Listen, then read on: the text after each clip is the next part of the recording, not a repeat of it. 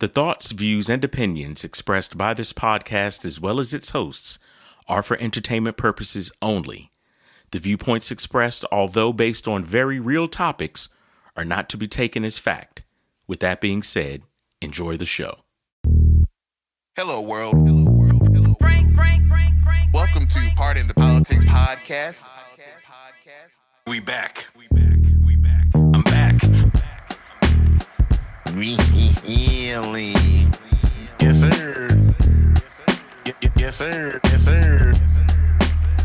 Hello, world. Welcome to Part in the Politics podcast. Hello, world, and welcome back to Part in the Politics podcast, season 3, episode 31. 31? 31.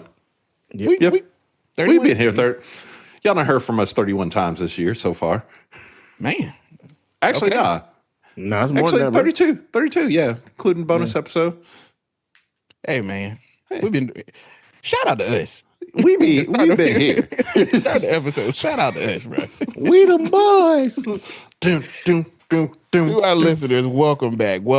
I am your co-host, Jeezy. And of course, as you already heard, I have my partners along for the ride. We have the man, none other than himself, Brother Manny. How you doing today, brother? Hey, I'm here. Blessed and highly favored. Hey, better to be seen and not viewed, my brother. Always.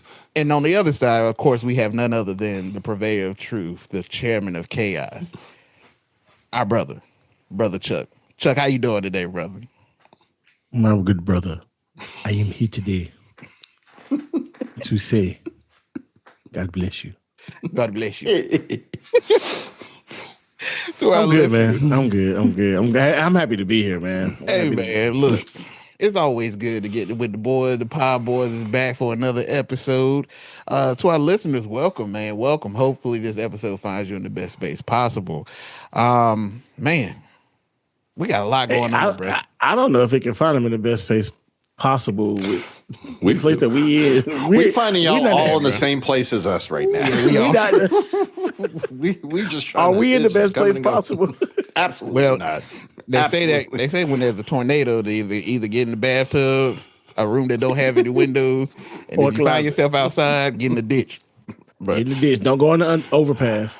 I wouldn't say It's we are in the vortex. best. We're not in the best place possible, but we might be in one of the better places available.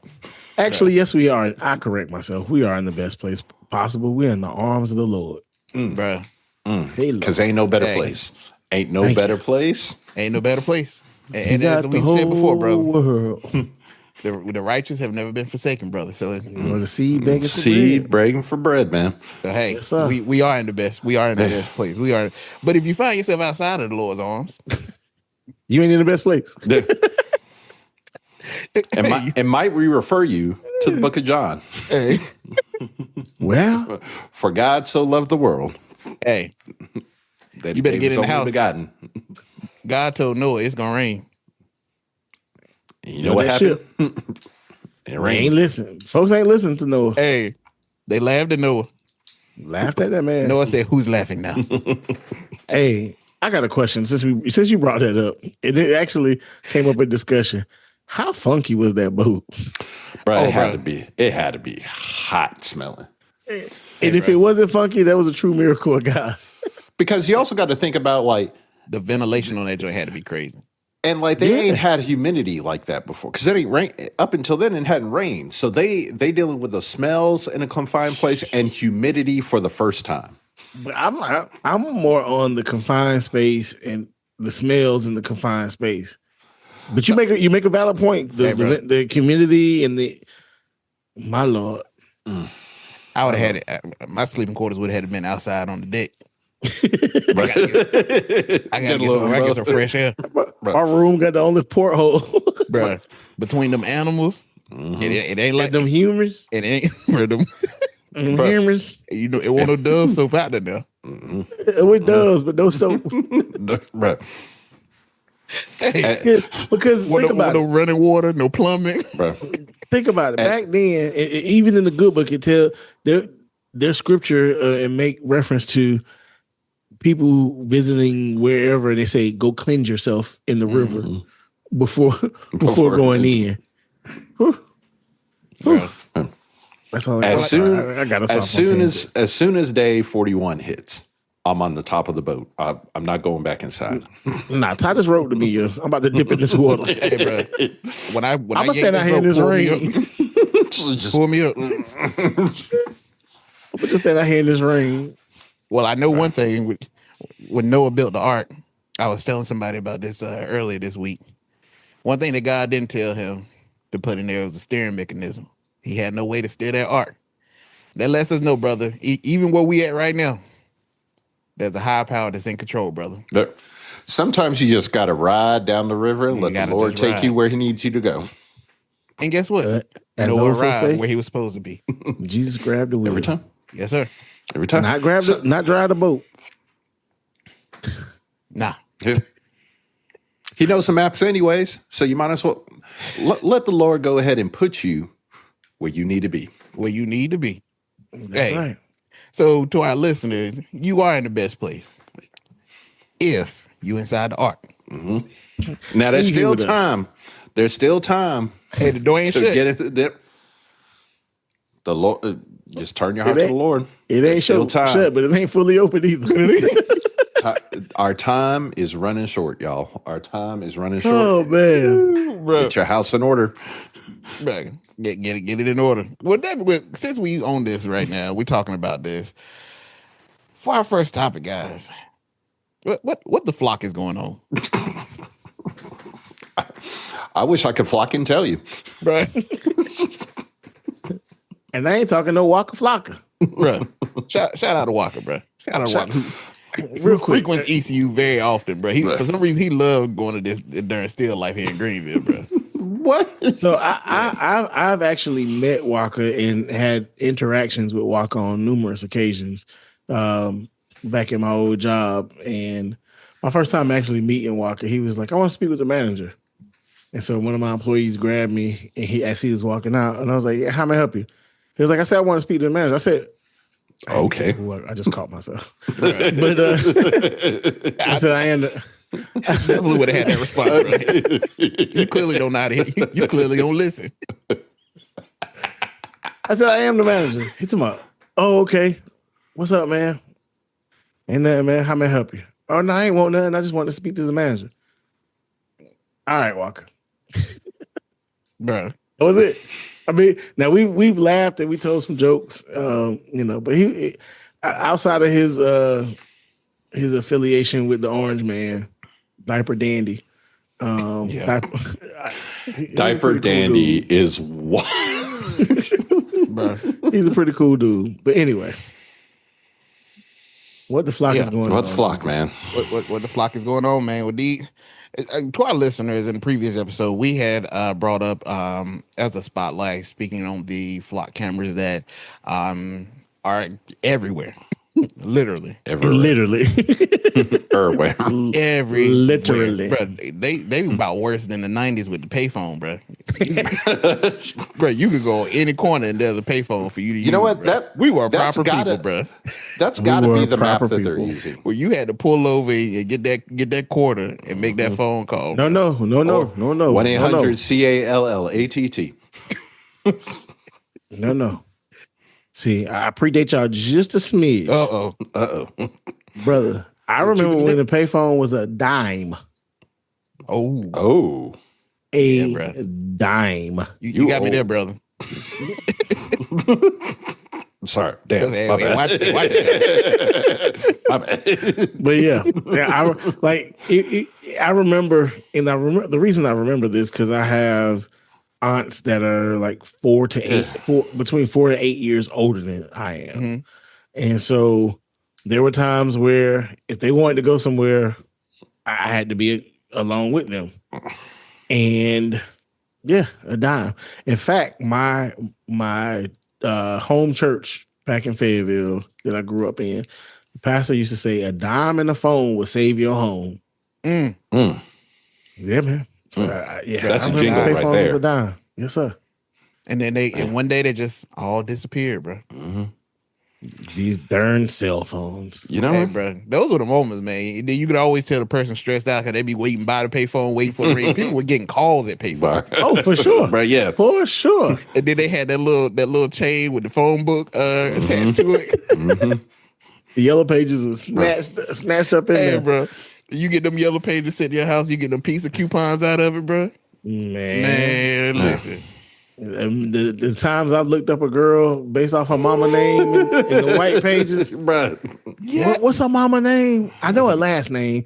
Don't let her mama have a different last name than she got. Then you messed up. man, Different level of see, investigation. That's what's wrong with these young kids now these days, bro. See, Ain't no work. Y'all ain't got to go through all that. But You could call. You had to call the house, and when you got to talk to the mama, you got to get through the mama just so you can talk to the girl. You got to know how to talk to people when they answer Bruh. the phone and speak to them, just to be able to Oh, say my hello God. to the young lady. Bro, Hi, mama, And hi, be Miss prepared- Johnson. How and you be doing how today? you prepared. doing today?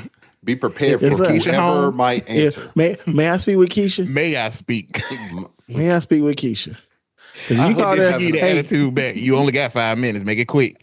I Yes, ma'am. yes, ma'am. or you know, smoothed her up enough and she like you. Oh, bro. Because you know how to conduct yourself when you call on the phone. Them other little boys, Mm-hmm. don't care for them. Disrespectful. Keisha, come get the phone, girl. Now that's when she'll tell her, "Don't be on my phone too long. Now I'm expecting a phone call." And see, like, And again, she's back still to gonna I'm a miss little that bit phone older. call. You had that call. I'm a little bit older. They want to call waiting at that point. No, You know, no. I remember. I the remember call waiting that. came in. Yes, sir. Yes, sir. Want to Call call waiting waiting. saved, bro. It saved you because you hear And that no- beep. You better answer, You better answer. Because don't you've been on the phone too long if the operator come through with an emergency breakthrough. bro. I got an emergency breakthrough from Tasha. Keisha gotta get off the phone then. The mamas didn't realize we were being respectful just so we could sing. But see, that's also the reason, Chuck, that everyone's such a good internet sleuth right now, because people didn't have the last name, so you got to look through that book and be like, okay, take this person, this person. Bruh, you had to work. Do your due diligence. Man, what a time, bro. We were What a proper time. people, bro. It had to be prepared for everybody who answered. Dad, brother, Oh, everybody. everybody. You know who's you had to be a answering the phone. well-rounded individual, bro. That's right. Got to be a well-rounded individual. Now, you can just be whatever, bro. You just being a DM saying stupid. Just DM, man. Stupid stuff, bro. Couldn't be me, bro. I'm glad What a about time, that. bro. That was good, bro. I enjoyed that. Yeah, I enjoyed it, indeed, but that was indeed. nostalgic, bro. I might have to go get for the sake of it, brother. If the yellow page and white page still exist, bro, I just need a copy. It ain't even gotta be a current copy. It can be an old copy. The old one. Just want to sit it in the house, bro. Just with a can of Murray's hair wax, Tussie. Bruh. Not touching. I remember we when I this is about 7-8 years ago. I got one at my first house here in Georgia. Bruh. They brought them up at the door, but I ain't seen one in a minute. And they used to be big too, bro. Like them Oh, joints yeah. be. Oh, yeah. The last They one I went- saw, it wasn't nowhere near as was many thin, pages. yeah. Yeah. Yeah, nah. Man, them joints used to be like a Bible. Grandma tell you, go get Right. that. Go get that phone book. Look up. So you want to order pizza? Oh, bro, you had to go in there and find Pizza Hut. You got to call them. And the right address. Gotta be the right address. Gotta be the right Now y'all address. just go to an app. You just put it in, blah, blah, blah, blah, blah, Apple Pay, whatever. Man, shoot. Grandma say, make sure you ask them folks how much it is. So you send the right. She said the right amount of money. You amount ain't of giving money. her change. It costs $21.39. Oh. Grandma sending you a 22 and want that change back. Hold on. Here we were a proper people when Little Caesars gave you 2 pizzas for the price of 1. Bruh. Yep. That big long box. Bruh. The 3-footer.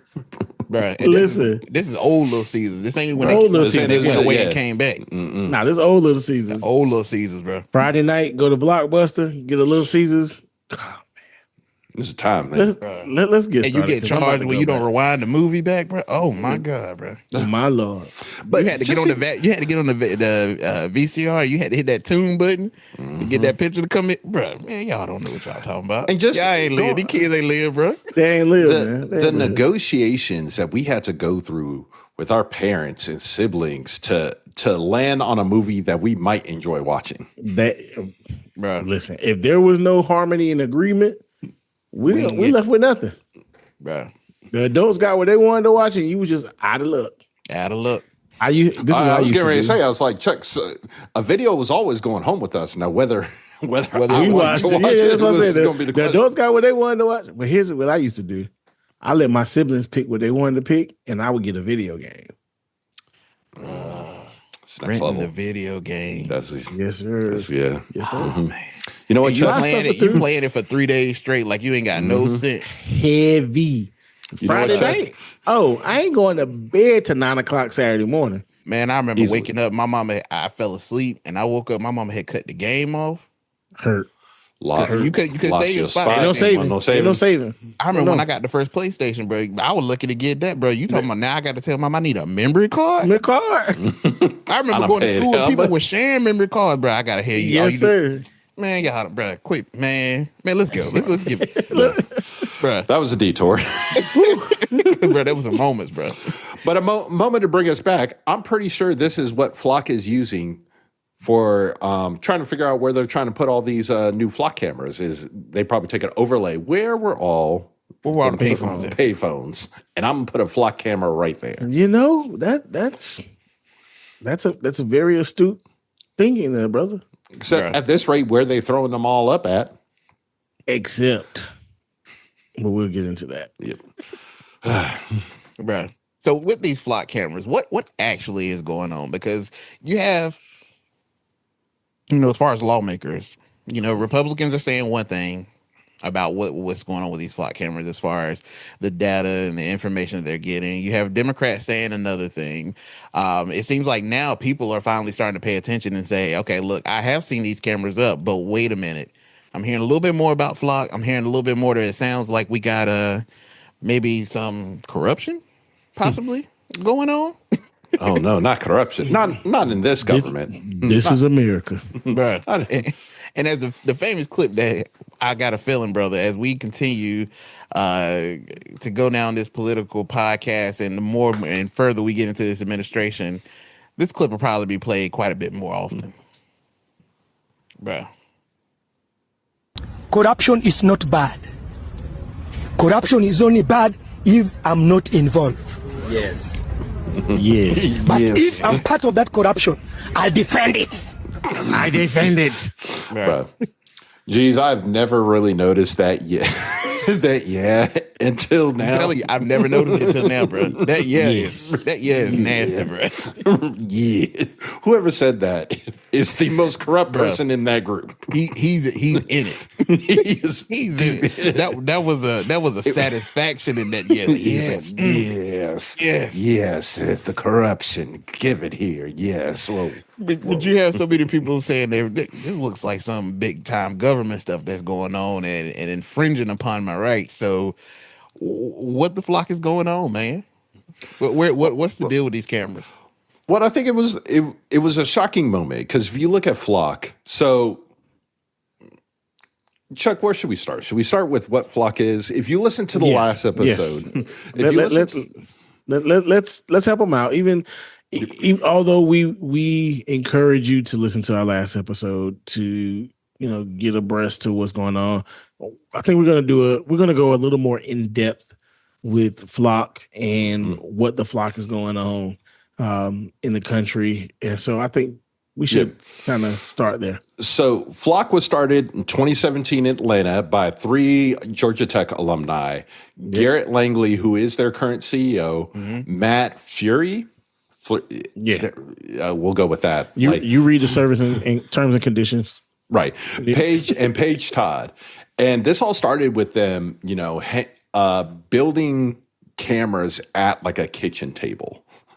But basically, what they did is they built an original prototype of the camera that we're talking about today, and a detective credited this prototype that they created of this camera for helping police solve a robbery.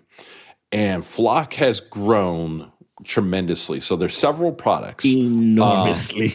And that might be the understatement. So first is Falcon. There's several products that have Falcon. Falcon is the big product we're talking about now. Falcon is a solar-powered wireless automatic license plate reader. So you'll also hear it talked about as ALPR. That is their core product. So it works with no wiring, all solar paneled. They do video cameras and mobile security trailers. They have another product called Raven. Raven is audio detection, and it's listening in for gunfire, street takeovers, car accidents. Yep. And it can be triangulated across 5 different devices, other Raven devices, to give you about 90% accuracy. The new one, and this is one of the ones that I found out in doing the research of this, is drones. And I'm not shocked that they have drones, but I wasn't aware that it was an active product. But they acquired a drone maker last year, Aerodome. And now they sell something called as drones as first responders, you know, offering drones that allegedly can get to locations within 90 seconds. And there are several videos out where if you look at big intersections, if you're thinking of the light poles, they literally sit at the top of the light pole and can launch and go off. And then the other one I found was a software called Flock Nova. And this is their investigation the platform. So everything I mentioned before this, these cameras are all powered by AI. It allows them to scan areas, get all this information, take this information and feed it back. And that's where Flock Nova kicks in to really allow them to do the investigations of all the data.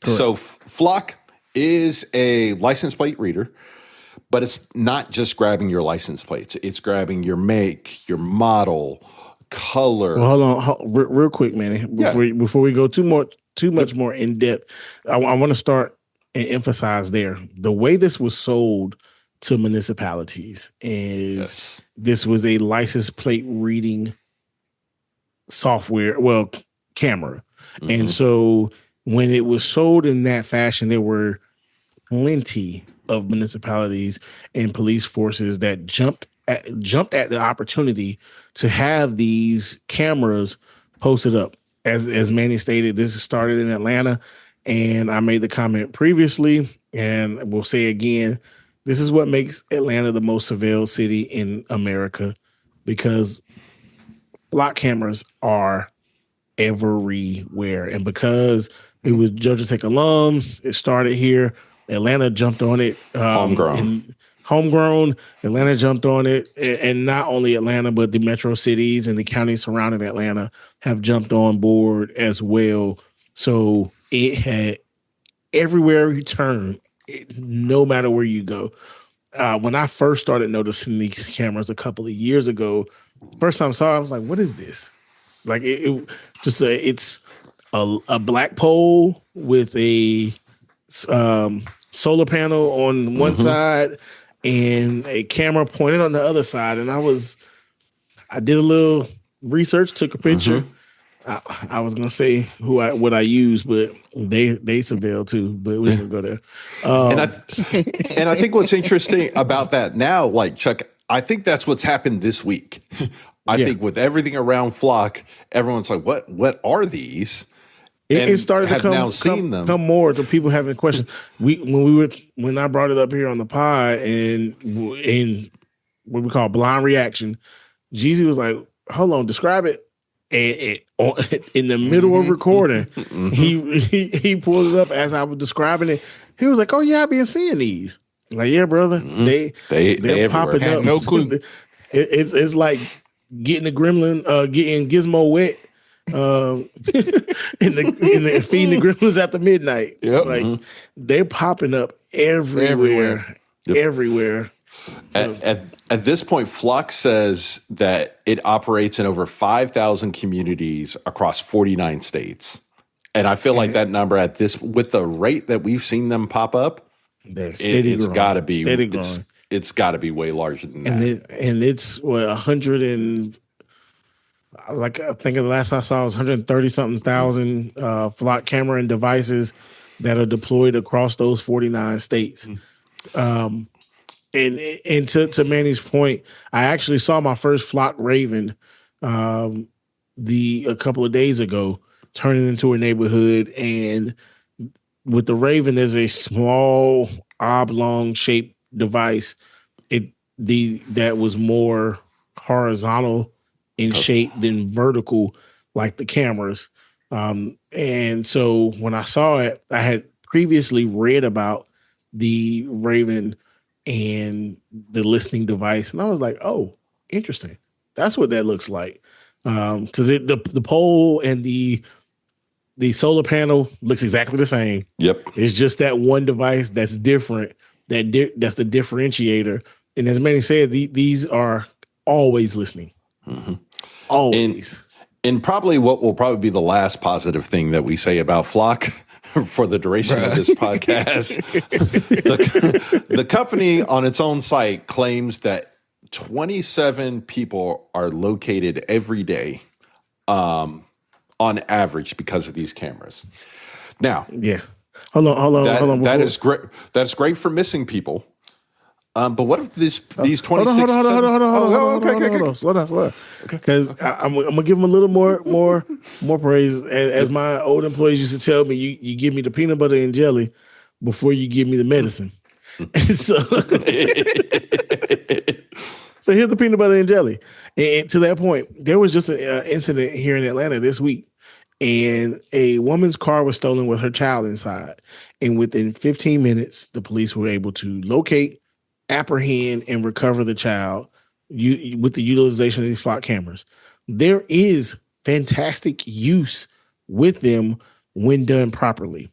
Now, here's the medicine. That's the word right there.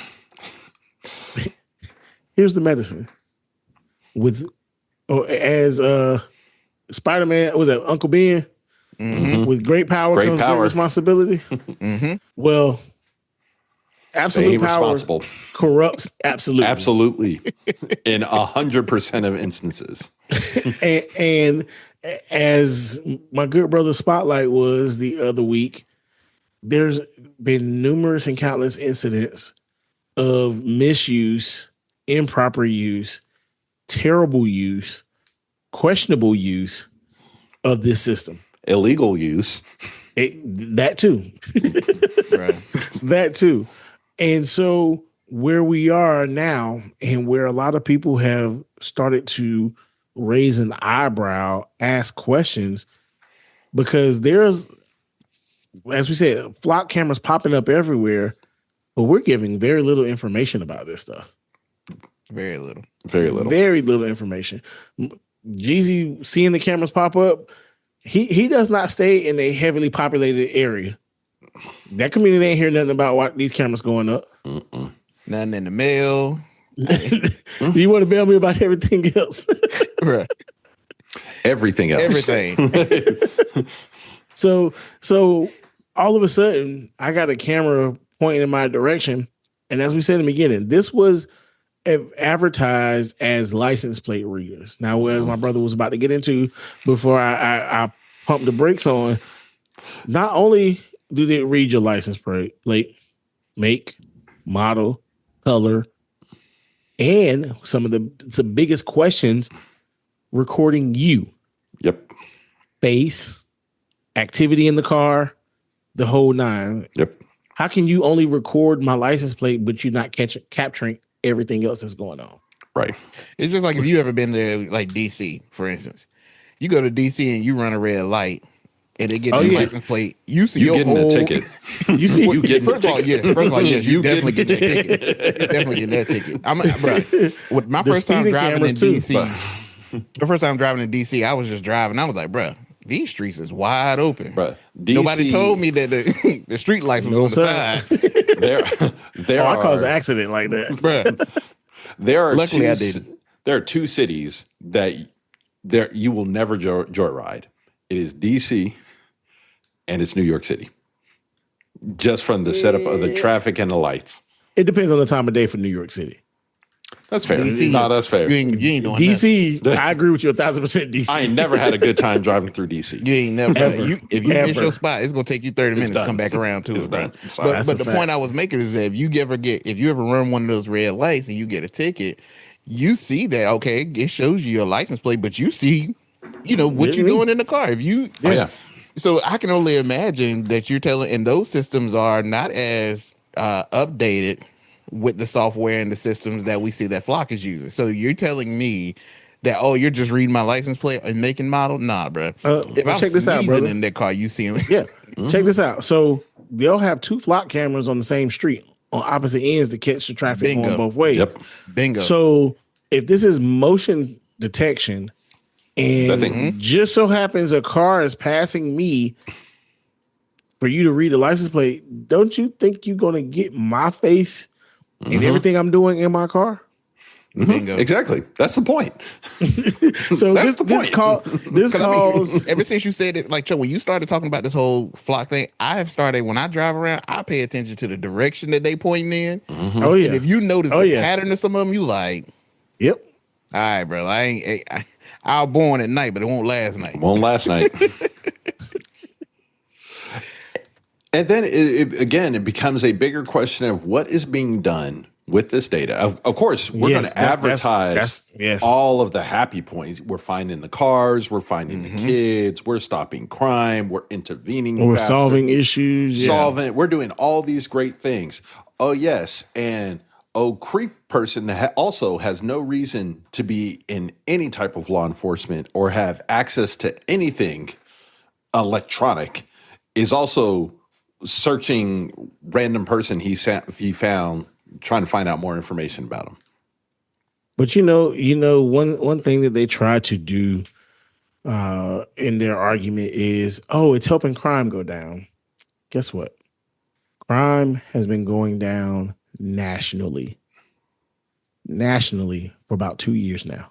It's because it's too hot and everything's too expensive for good crime. That's For good crime. For good crime. That's a fact. That is. For proper statistics. It's too expensive to be a criminal right now. All right, we're gonna chill. Bro, you do all that sticking somebody up, bro, and they like, hey man, I ain't got it like you, bro. You know what? Yeah, we both gonna mad. You gonna be mad, Man, give me a push I said a gun. I'm gonna join with you, bro. Listen, I ain't gonna waste your time, man. You ain't get nothing over here, bro. But a waste of your time and a hard way to go. We all gonna be sad together. But yeah, just to drive around and gas is too high to be trying to ride around to go rob somebody. It's too high. Right. Yeah, how am I get away? Right. And it's too high. I'm gonna run out of gas. Too high for me to get away on foot, bro. That's a fact, man. But with these cameras, so we started having questions come up about the utilization of this data, the utilization of this information. And you started having groups form who were essentially fighting back and giving pushback. You have a group called DFLOC, who is gaining a lot of attention and notoriety because not only are they mapping out where there are flock cameras located in the area, but they've created a Discord or different listservs where they're discussing these things. And of course, they're on socials, posting their videos, TikTok, Instagram, the likes, providing information to the masses because Aunt Jean, she just driving her car. She ain't paying attention to these things. She see these black poles. She just trying to go to the Piggly. She's just trying to go to bingo and come home. Just come home. But as we stated, the corruption and the illegal activity reports are coming out daily about the misuse of the database. And you have police officers tracking, searching wives, girlfriends, boyfriends, loved ones, people whoever. You could have pissed them off and they saw your license plate and they're tracking everywhere you go, every time your license plate pings these cameras. And so in the country where, although I'm gonna say it like this, y'all allowed them to sacrifice our liberties with the Patriot Act. Let's just be honest about it. Yeah. Y'all allowed them to sacrifice our liberties with the Patriot Act. And the reason I say y'all, because when the Patriot Act came along and 9/11 happened, I was into politics, but I was not as versed as I am now. Oh, Chuck, you went way friendlier than I was going with that. I was going to say, y'all did that with the Patriot Act because the same people who signed the Patriot Act back in the early 2000s are the same people that are sitting there now. And some of them were the same ones who called black people super predators and wanted to do the 93 crime bill. Yeah, yeah, look at there. Look at that. But in this, you have people questioning not only what are they doing with this, but what is the government doing with this information? What kind of access? And Flock's, for the purposes of legal disclosure, Flock's official position is that it has no contract with ICE or DHS. That is their official position. Yeah, you don't have a contract, but you have not denied them access to. Well, in August of last year, 404 Media reported that Border Patrol regularly searched more than 80,000 flock cameras nationwide through an undisclosed pilot program. Yep. One police department, as part of all of this, told the 404 Media that it didn't know it was sharing access with CBP at all. No backdoor avenues of these systems. That's all it takes. And there's additional reports that says that Border Patrol has access to at least 1,600 readers. So not just flock, license plates readers across 22 states through flock. Yeah, that's it's very interesting because you have these states where they've banned abortion once the federal government jacked things up in that regard, and these states were allowed to enact their own laws in regards to abortion. There's many reports and instances that there are states and municipalities that are monitoring abortion seekers. Mm-hmm. Texas. Here's looking at you, Texas. Texas. Here's looking at you. and also to the Border Patrol situation. Yeah. And so in this, the use of it, again, there are many instances. They even report that some police agencies say in the month of July, over 1,000 missing people were detected. I'll give you that. I'll give you 1,000. But how of those 1,000, were they really missing, or they just didn't talk to the people at their house? Right. And they were found. and because all reported missing people are not really missing. They just want to get away from you. They just want to get away from you. They don't want to be around you. Y'all don't know how to communicate and talk to each other. So they disappear on you. And now you ain't talked to them in hours. Now you're freaking out. They got you on the block list on their phone. So when you call, it goes straight to voicemail. Mm-hmm. But if you let somebody else call them, they pick up immediately. They get through. And I'm laughing because, but it's very sad. It's very sad. But we have so many people who made an uproar about the phones listening and your webcam and people accessing your webcam to see what's going on in your house. So they made webcams with the little closing mechanism or the little flap. You know, my phone's always listening to me. It's collecting my data. You can't go to the store without folks knowing where you're going. Right. Well, and here's the thing around adding on to all of that, like how useful it is. It sees you everywhere. No one's really talking, though, and kudos to Flock for controlling the narrative as strongly as they are, but no one is talking about how good their tech actually is. Well, we're going back to give them kudos. The tech is top tier. Yeah. Top tier until it's not top tier. Until it's not. Until it's not. So Flock internally says, hey, they're not perfect. They say 93 out of 100 plates are accurate. That's That's a if you was in school, you'd be happy with That's those an A. grades. Yeah, that's an A. That's an A.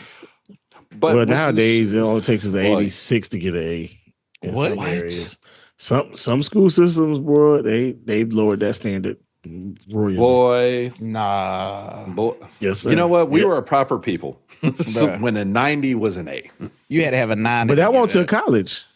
Yeah. That won't to Bruh. college. Oh, yeah. We grew up, bro. When I grew up, it was We 7 grew up point. with it was a 7-point scale. Yeah. Yes, sir.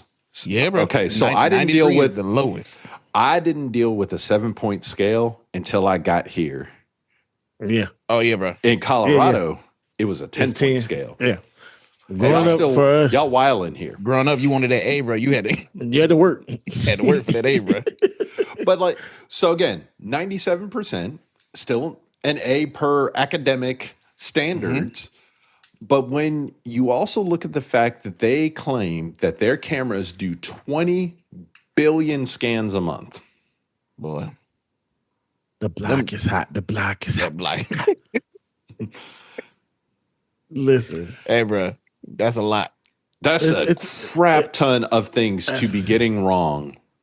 A Yeah. whole lot then- to be wrong. To be getting wrong and then to be making decisions Off of. the information Yes. that they give you. And I've said this before, I will continue to say it. AI is great with setting some stuff up for you guys. It's a tool. But if you are not reviewing, if you are not digging into, if you are not clarifying, then your stuff is going to be wrong. Yep. Well, my brother, this is, I agree 1,000%, but I don't have an expectation of people clarifying, reviewing, and verifying because they didn't even proofread their essays in school. So why would I expect them? True. Man. When you take a test and you finish early and they tell you to review your answers, make sure your stuff Hey. is marked.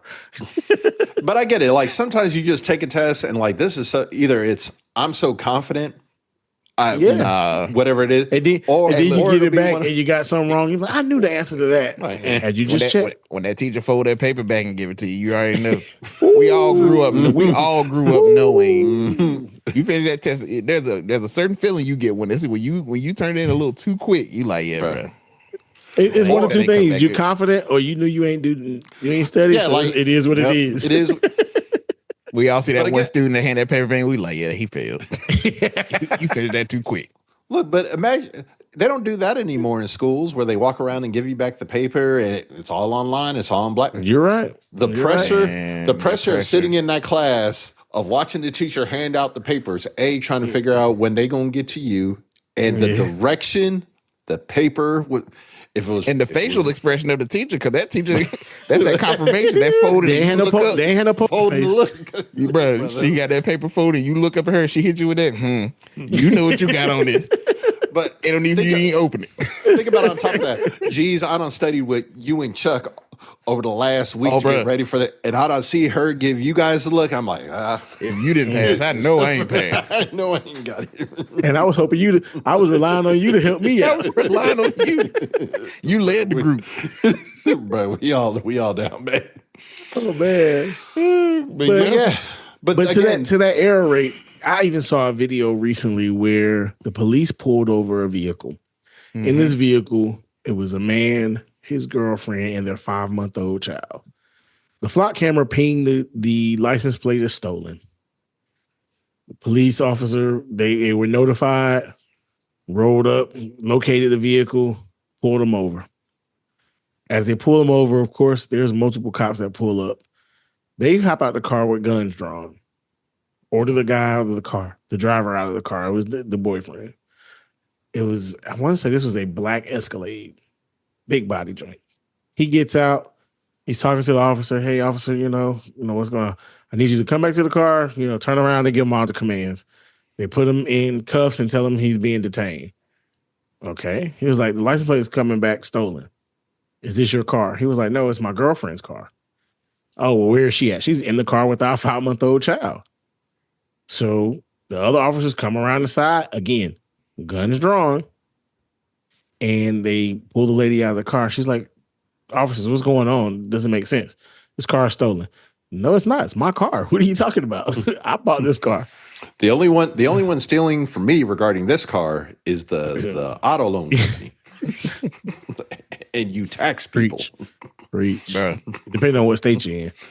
True. Depending on what state you're in. True. But anyway, to make this long story medium long, as they go through, they tell them the camera ping the car, the license plate, and it came back stolen. She's like, there's no way. You can get the registration.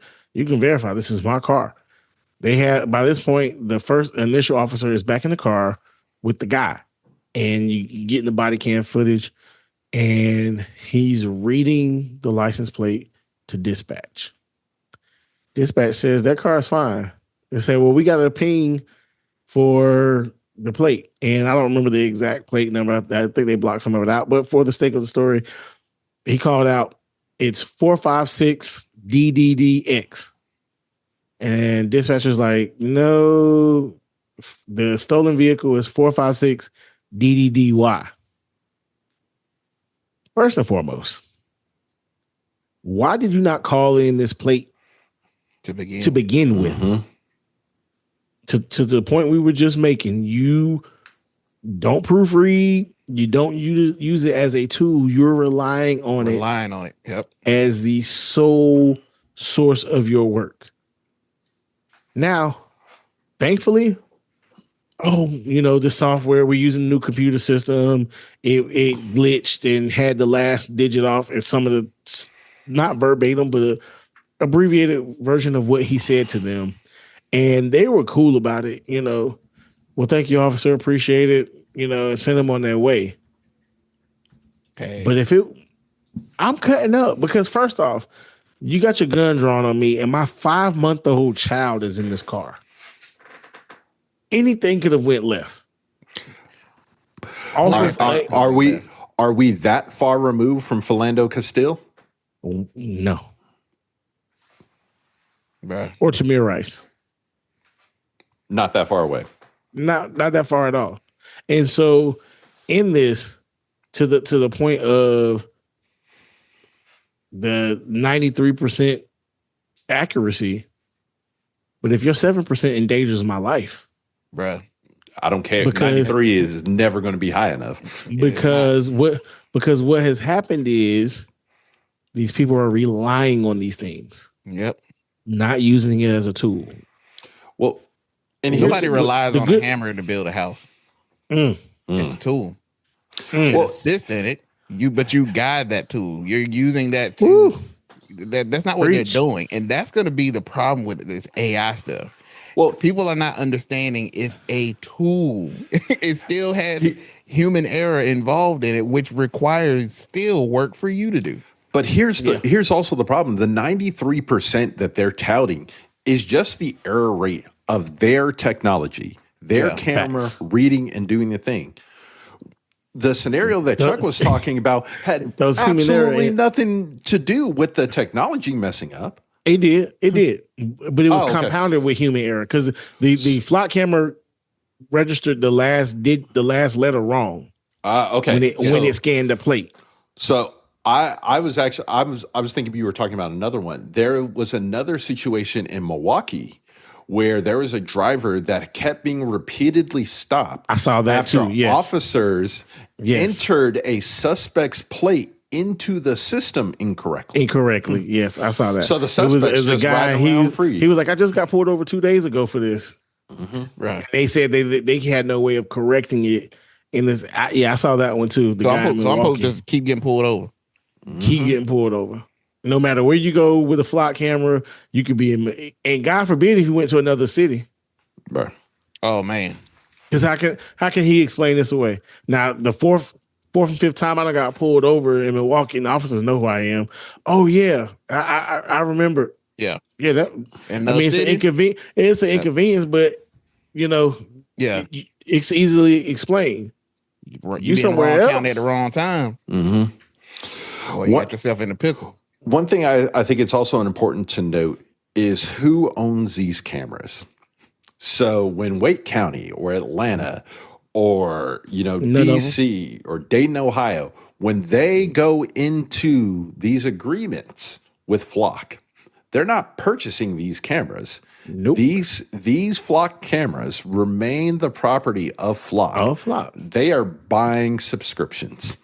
And that's why these municipalities are jumping the gun to jump into this agreement because we hold no property. I don't got to put up a couple $1 million in technology. Technology to build, to put up. If something goes wrong, we don't have to pay maintenance costs. I'm just paying a subscription. That's it. It's very scary, and as I said, it's caused a lot of backlash. We have individuals who now are starting to push back heavily. You actually have 3 members of Congress: Tim Burchett, Scott Perry, and Jesus Chewy Garcia. Tim Burchett. Time out. What's up? Did you say Chewy? Hey, listen, that's when I looked up and researched this, it's CHUY. And I could be pronouncing it wrong. Hey. Oh no, you're right. Yep. Nope. Yeah. I got no argument here. Yeah. But Tim I just looked it up. is, I learned something today. Tim Burchett is a Republican out of Tennessee. Scott Perry is a Republican out of Pennsylvania, and Jesus is a Democrat out of Illinois. So as we see, this is a bipartisan issue where they're starting to come forth. Tim Burchett introduced HR 9800 banning federal ALPR use. And Scott Perry kind of co-sponsored a federal amendment banning ALPR use except tolling. Slippery slope, but I can understand I get it. I get it, but it's a slippery slope for real. And then Jesus co-sponsored the same amendment. And so in this, it's been a bipartisan push to give resistance to Flock. Well, and I think what's interesting about this, and I think this is where people in the big surveillance community and the big surveillance hawks are not expecting it, is it's also uniting the people. It is. Because you have people on the far left mixed with, you have gun rights activists on the same size one thing you're not going to do, pro-abortion people. What you're not going to do is try to keep up and track what I'm doing with my gun. Bruh. Like literally, you have the pro-abortion people and the pro-gun people on the same side of an argument. What? Yes. Politics every now and then will create very interesting bedfellows. Very much so. I think that, and to that point, man, I think that's why you see Flock trying to, in some way, scramble to try to clarify or get a handle on what's going on, because Flock has released some new rules that they're going to change some things. I believe they said by January the 1st, law enforcement customers are supposed to operate under several new safeguards with everything that's happened recently. The default retention dropped from 30 days to 7 days now. Searches must be associated with a case code. So when you had all these officers that are going in and tracking their ex-girlfriend or seeing what they're, this person's doing, that person, now if you go in there and you're looking, you have to have a case number attached to it. Emergency searches that bypass that requirement will be flagged. So if it is an emergency search, you're not doing it with the case number, those are flagged and they have to be reviewed. There's an audit assistance is now becoming mandatory. So looking for abnormal search patterns or potentially locking users out. Cities can restrict what kind of investigations outside agencies can use their cameras for. So, for example, permitting homicide searches but blocking immigration enforcement searches. And the CEO, Langley, says that the last part allows cities to operate Flock consistent with their own community values. Community. I first want to send thoughts and prayers to the development team over at Flock, because I know that he made that announcement on Thursday, and they had a meeting on Friday saying, "Hey, how can we make this happen by the end of the year?" Yep. So peace be the journey development team and the project manager that has to deal with that. Boy, That's a person had to fact. open that ticket and say, "Hey, this is what we got to do." Oh, But it you was know- not a ticket. It was I'm almost certain no, it was they called in the memo. product owner. They're like, "Hey, here's a list. Figure it out. End of the year. Thanks. If you need more people, let me know." Here we go. But here's the thing. They announced this, but this came not only after the uproar of the use of the system, the questions of the data, the question of who's using the data, but Mr. Garrett Langley himself added a little fuel to the fire. So he was doing an interview, and I think it was with Newsweek, if I'm not mistaken. And in his Newsweek interview, he called those who are, I would say, the watchdogs of Flock, the ones who started the deflock movement and the deflock wave. He called them terrorists. He said they were very much comparable to Antifa. And that rubbed people very wrong, because how are you trying to label us as terrorists when we're trying to make sure that our rights are not infringed upon by this system? What makes it terroristic to want to make sure that we're not in a surveilled state? Ooh. Manny? I know. Well, what makes it is when you start interrupting tyranny. Then you're a terrorist to the government. Then you're a terrorist. You're right. And you're right. On that whole tyranny point, we're watching it kind of start taking hold. So there are currently 13 steps. So there's some historians, political scientists, Hannah Arendt, Robert Paxton, Timothy Snyder, Juan Lin, and a couple others have mapped out 13 ways tyranny gets implemented into a population. And for our listeners, I've not reviewed this with GZ and Chuck before. So, fellas, what I would like you guys to do is I'm going to read off the 13. I would like you guys to acknowledge which step we're currently in. Step 1, control the information environment. Step 2, manufacture or exploit a crisis. Step 3, name an internal enemy. Step 4, capture the referee institutions, like courts and stuff like that. Step 5, secure the security services. Step 6, govern by decree. Step 7, use the appearance of legality. Step 8, build a personality cult.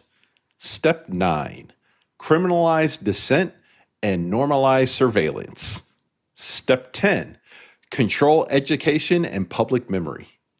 Step 11, divide and neutralize the opposition. Step 12, move incrementally. And step 13, hold managed elections. Well, Gentlemen, we were some of those steps were done before others. Oh yeah, in that chronological order. Yep. But if we just talk about how many have been completed, I say we're probably at 11. I was just about to say 10, 11. Yeah, I went as high as 12. Just because you see these little, I think this whole thing with Flock is like them just trying to move incrementally just a little. Because I think what you're seeing, you go back to the comments by Langley, is what I feel like they're trying to do is trying to make people become adjusted to the fact that security and privacy is selfish.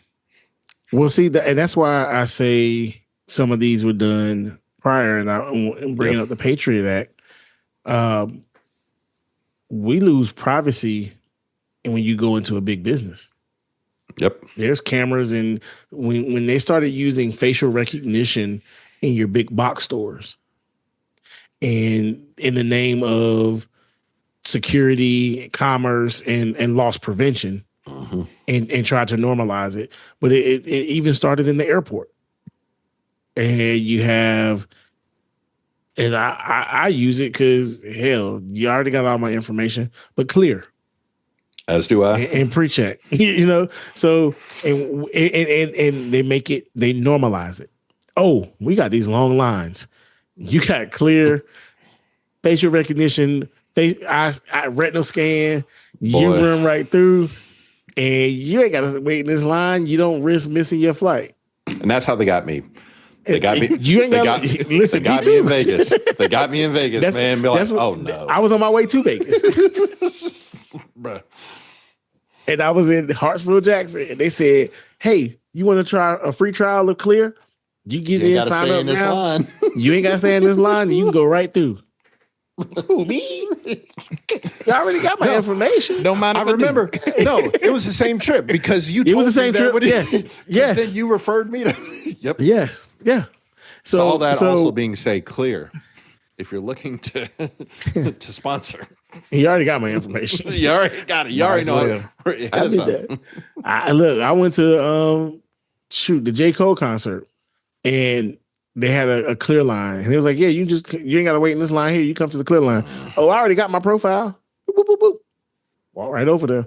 But I agree with that notion of those things that lead to tyranny. But here's something funny that Garrett also said in that interview that caused an uproar.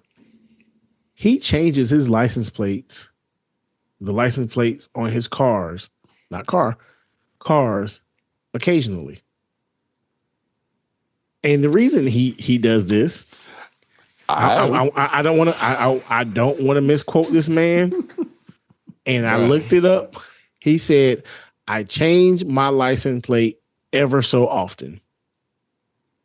And in doing this, they said that, hold on, I'm trying to find it. So like I said, I don't want to misquote him because, we want to do right.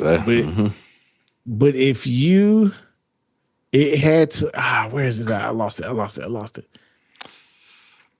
Crap, I lost my reference point. Wait, but basically he was saying this was in reference to switching it up and not being tracked. Well, sir. Do you realize how much actually, hold up. It is not that much of an administratively lift, but still, I've only heard of one other person consistently choosing to update their license plate all the time, and that was Steve Jobs. Yeah. And he found a California loophole that just allowed him to ride around with temporary tags.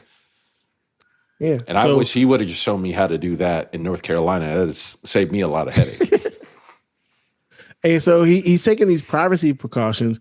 And there was a video that floated on the socials where at a city hall or town hall meeting, there was a gentleman who came up and said, since y'all want to support these flock cameras, how about we put up cameras to track everywhere y'all go, every elected official, the mayor, all council members, and we keep track of every spot y'all pull up to, every time you leave your house, anything y'all do. Every step you take.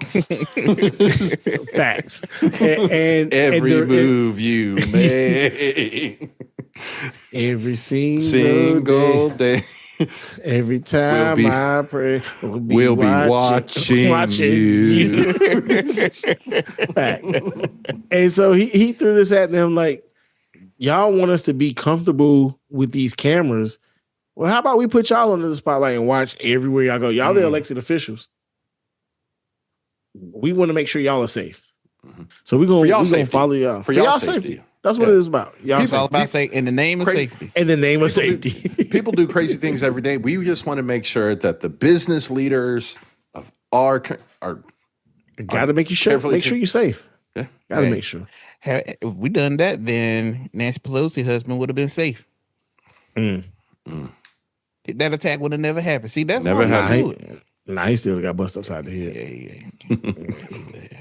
Would have just caught the person a little sooner. It ain't take them long to catch him, but as soon as he left the house after busting, never mind.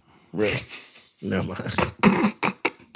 So what do you block cameras, man? But we would have known when Nancy Pelosi's husband was leaving out the house, and he would have told them people cars up.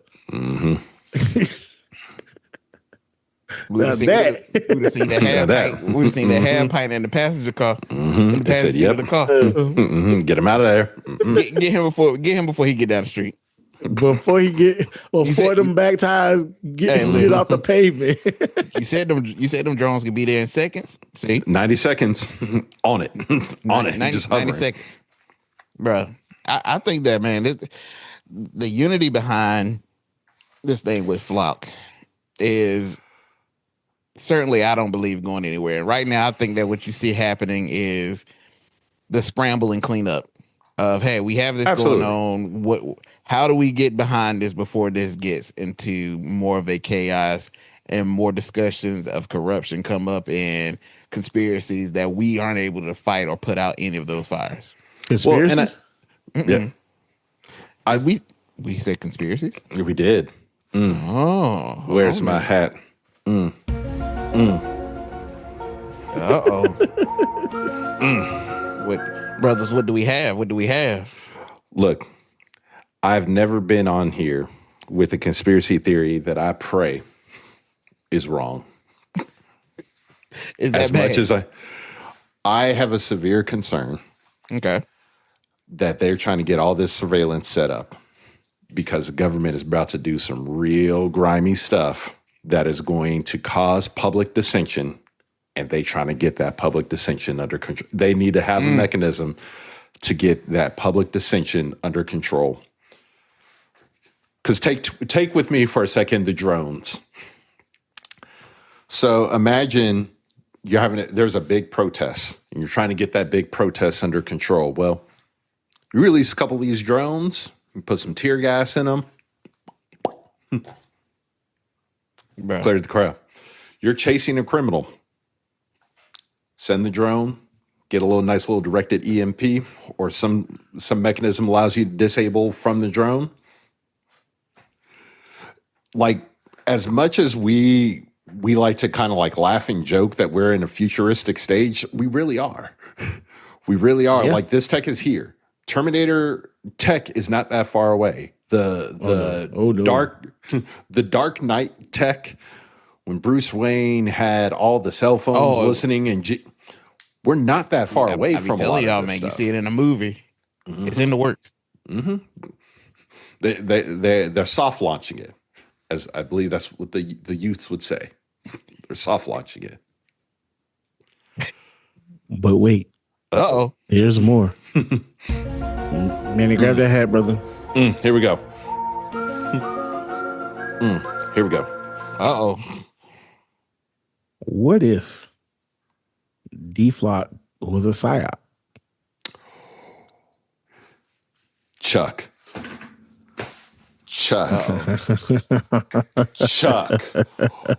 Really? Oh, so shoot. Oh. Check this out. There's a video I saw on Instagram, and it makes a lot of sense. As we start pushing the D-Flock wave, we've told y'all before, there's another company that has license plate readers. Mm-hmm. We mentioned that these municipalities who have gone away from Flock have steered toward this other company. Not getting rid of license plate readers, but going to another company. That company is called Axon, ladies and gentlemen. Mm-hmm. Axon Enterprise. And I want to ask you, do you know who owns or has ownership or investors in Axon? Is it one Peter Thiel? Hold. Slow down, brother. Slow down. I'm sorry. I knew the answer and I got really excited. So you have your traditional investment stalwarts, your Vanguard, your BlackRocks among the major players. But then you have your likes of people like Peter Thiel. But not only Peter Thiel. You have one Donald J. Trump, who is an investor. And if I'm not mistaken, what I read and saw was it was like a $5 million investment in Axon. And so Axon has started to pop up a little more as the wave of deflock has starting to get louder and louder. Now you have congressional members who are naming flock specifically to abolish, get rid of, and this, that, and the third. But not only do you have Donald Trump as an investor, you have some other nefarious individuals who were previous investors back in 2015 in a company called, I want to say it's Cadence, if I'm not mistaken. I believe it is Cadence. Yeah. And because I know both Cadence and the Founder Fund are Founders Fund and Bedrock. Yes, sir. And Cadence was acquired by Axon. And the gentleman who the nefarious individual that I'm talking about, who had invested in Cadence back in 2015, none other than Jeffrey Epstein. Not Jeffrey. Yeah. And the former prime minister, was it you? I can't get his name right. Udon or you whatever. Barack. Yeah, not Barack Hussein Obama, y'all. But because people will take that and run. But yeah, in this, people are questioning the legitimacy of deflock, knowing that it's not a matter of getting rid of license plate readers, but solely getting rid of flock to be replaced by Axon. Well, and here's where it's crazy, because let's go to Founders Fund for a second.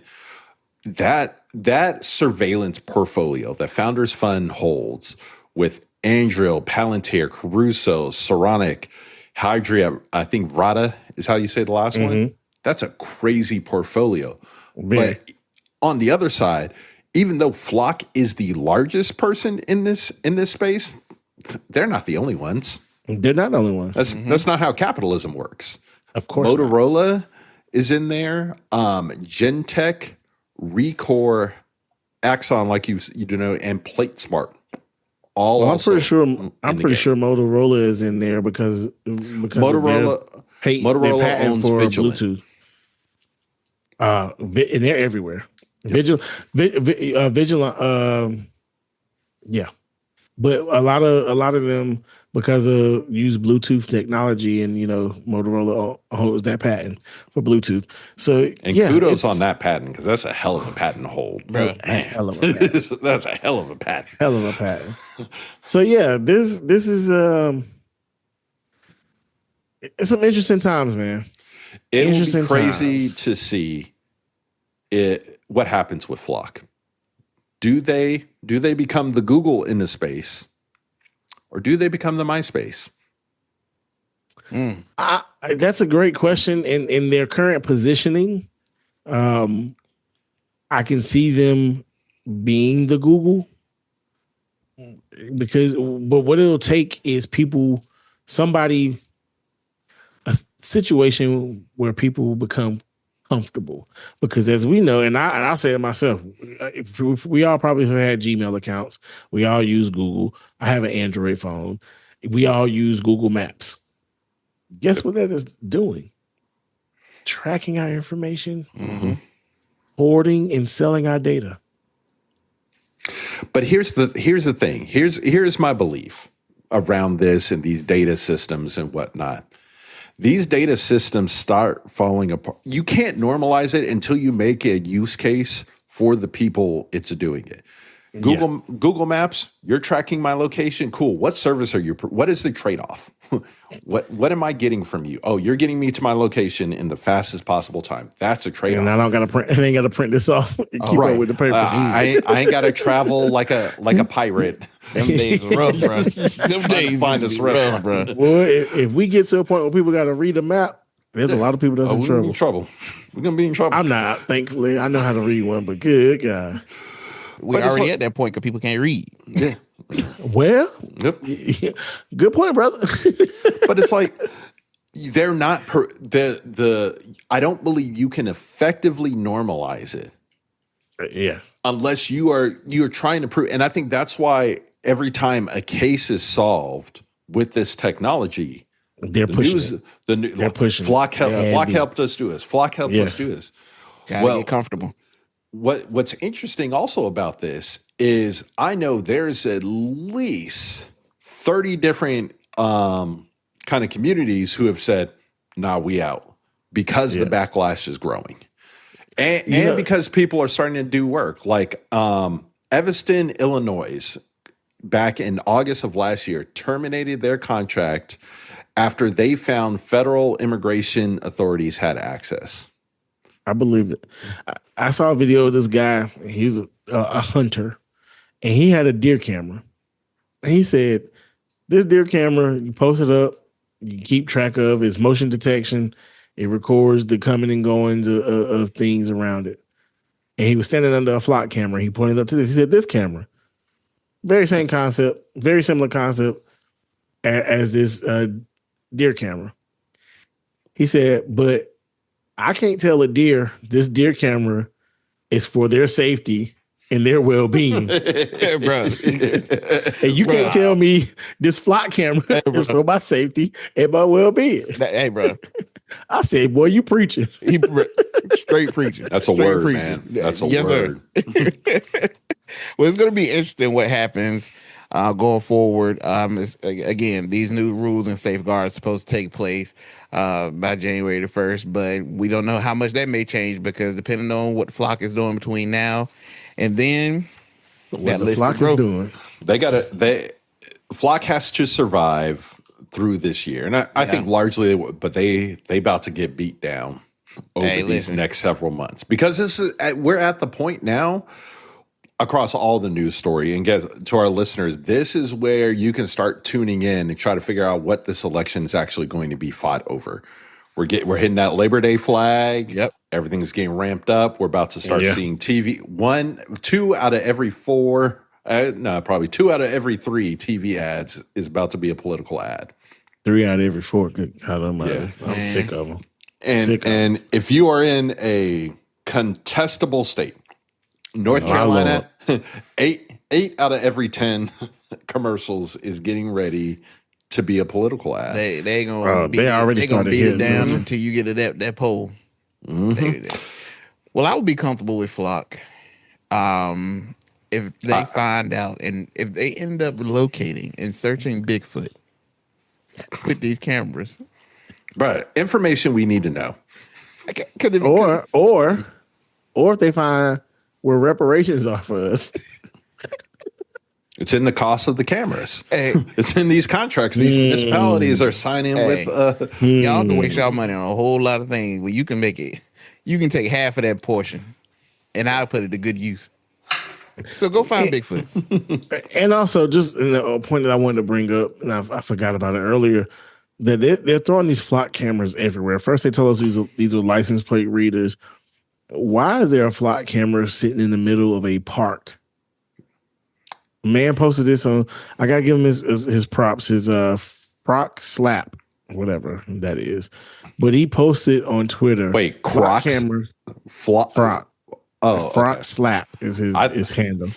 I thought you said Croc Slap, and I was like, look, I agree. I do enjoy a nice pair of Crocs, but I don't. I'm not wearing that. Chuck is very anti-Croc. I'm very anti-Croc. Very.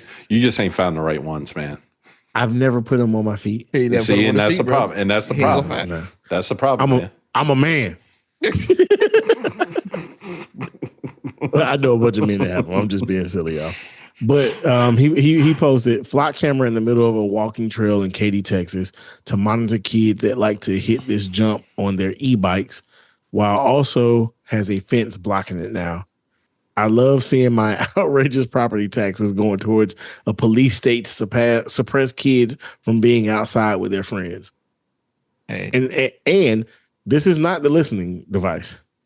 This is actual flock camera on a walking trail. So what license plate passing through there? and for our got a little kid that got the little novelty license plate on the back of his bike on their moped, with a soda can in the wheel to make a noise. Here we back. Triple double. They're going to start using these flock cameras to determine if people have taken the mark of the beast. Now that is not what I was expecting. Every now and then I go with one that's really out there, and I felt like the time was right for one that was really out there. I mean, listen, if you read your Bible, hey man. But for our listeners, you're probably also asking yourself, how much are these municipalities paying? Obviously, it varies from community to community, and we don't fully know. But for some information we that is known, Cleveland, the city of Cleveland, let its $250,000 a year contract lapse. So $250,000. You can consider 5,000 counties giving you at least $250,000. You're probably doing okay. But Oak Park, Illinois, last year canceled their contract after they found that 99% of the flock alerts that they had produced no police action. And that, as we wrap up this flock moment, I just want to, I guess that's not an ad, but we're giving information. It's reported that this Halloween, December 31st, will be National Deflock Day, and people are planning to wear masks and go around so they cannot be identified and take down, remove, damage flock cameras. Y'all be careful out there. This is not to condone. This is not to promote, but like I said, it's for educational purposes only. I have an academic question based on that. Please. Since the flock cameras are not owned by the communities and whatnot, if someone cuts down a flock camera, they're not destroying public property, are they? No, it's private property. Yeah. I don't know what that means for anything, but But it's private property on a public space. So who am I getting in trouble with? Yeah, because they don't own the space that they're located on. Well, I think that's interesting. Do they, or are they renting the space, like the little place where they're putting? But that's what we need to find out, because where some of these are located, it's very public entryways, very public, like on the side of the sidewalk. Well, because then I have a question: is if Flock owns, if Flock is the place that owns this space, I don't care how big the space that they own. Yeah. Are they paying property taxes on the 5 inches of space that they're taking? Now you know better than that. I know they're not, but I think they should. So that leads me to another question: who owns the land where light poles or power lines? I think, especially along the streets. I feel like because they're utilities, because it's a lot of them. That's a great public question. spaces. I have no idea. Yeah, public spaces. I don't know. Listeners, we will find out answers. We will find out and let you all know next week on Pardon. This is what happens when you have educated thought processes that make you go. And I will say this to close it out. With Flock, if you happen to travel out of a state that weed is illegal and travel to a state that it is legal and bring it back, probably won't be a wise decision because Flock is keeping up with that because the Wisconsin man definitely got Yes, sir. I read that story. Bruh, that was wild. Homie went to go buy it at a recreational over the next state. Came I think back it was over. in Illinois. Something like that. Came back over, called him. Said the Flock system got him with that interstate travel. Here's the thing. Where's the warrant? They were monitoring him. Yeah. They had because he was a known individual with prior whatever, and they monitored. So and that's where we run into and the question of with the Supreme Court ruling a couple weeks ago in regards to the illegal the violation of the Fourth Amendment. Yeah. Illegal search and seizure, and how geofencing. If you're using geofencing information, you have to get a warrant to obtain that information because it is a search. And just because you have public information, you have to request a search from these different individuals for that. And there has been questions rising that although these cameras are out in public and your license plate is in a public setting and can be recorded publicly, the capture, use, and retention of your information, if they're doing a search on your license plate, does this require a warrant? It has not come up to the Supreme Court yet. In that case, Flock and the ALPRs were not discussed, but I promise you, it's coming soon. You know who's probably also really happy about this whole situation in general? Ring. Oh, because especially after that Super Bowl. After the Super Bowl ad, they got to feel, they're like, whew, the block has finally cooled off for us. Yeah. It was getting a little warm. It was getting a little But also, warm. it seems They was getting like, in their Flock bag too. Yep. well, it also seems like Flock has learned nothing from that. Yeah, man. So good luck, everyone. You can drop a student off at school, but don't mean that they're gonna sit there and learn. It's true. True. So yeah, we'll see what happens with Flock. But I certainly got a feeling that this won't be the last time we speak about Flock on this podcast, and we'll see how it's handled, man, going forward. Because certainly there's questions to ask, and when you have unity coming about on a problem, never good from people you don't want to be unified. You don't want. This is what division is good. Like, this is where division is good. We didn't want this, but yeah, we'll see what happens. So, if you got any questions, any comments regarding Flock in your community, or any details of it in your community, hey, reach out to the boys at the pod and let us know what you see. And when you see those cameras, pay attention to them, man. Go and look and see where they're at. If you notice that are in any weird locations, tag the boys here at the pod and show us. Some of these locations be cracking me up, man. tag You the know pod. what? I just thought about it. The other night. I went to the ATM, and in leaving the ATM, there's a Flock camera facing right towards the parking lot. And so when I'm leaving, essentially it's looking right in my face. Yeah. And I could tell that it had activated because the little LED lights around the camera turned red. See? And I had a piece of paper in my hand and I put it up over my face.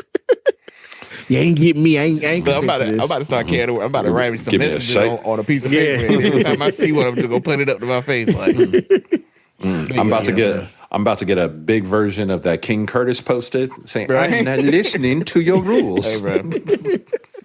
Can't get me. But we'll see how Flock handles this and how they certainly try to navigate this storm that they're going through. So, and who learns the lesson from it, and what side conspiracies are afoot that we are not Something aware is of. afoot.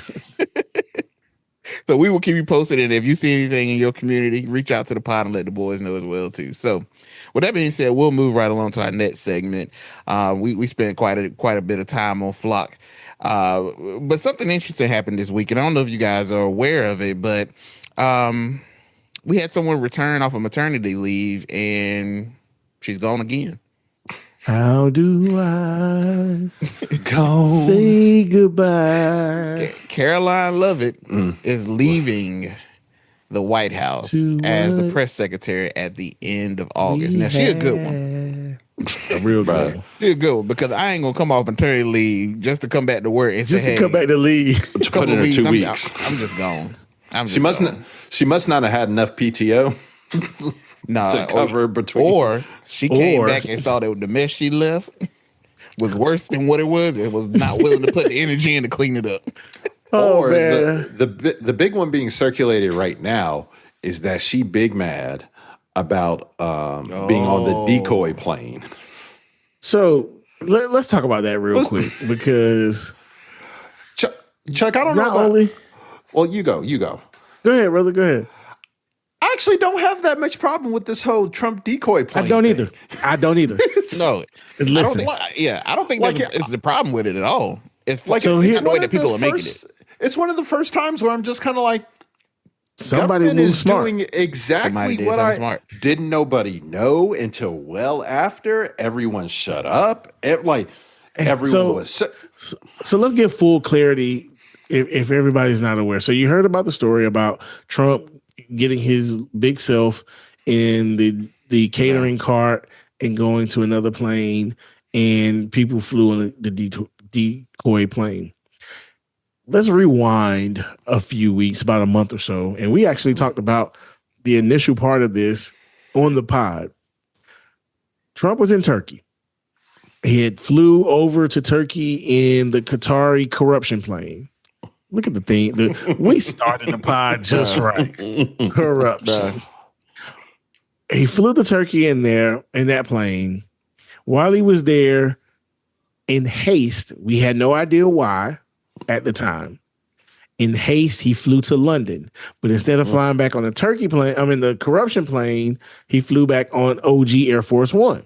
Mm-hmm. And as reported before, when the president flies out, there's multiple planes, and there's always a decoy plane, so nobody truly knows which one.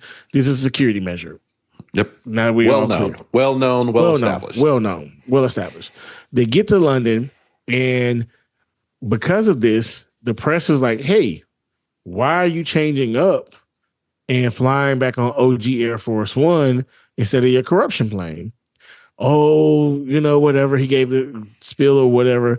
And he was mad because the New York Times reported on the switcheroo, and it came out that the security features on the corruption plane was not up to par with the security features of OG Air Force One.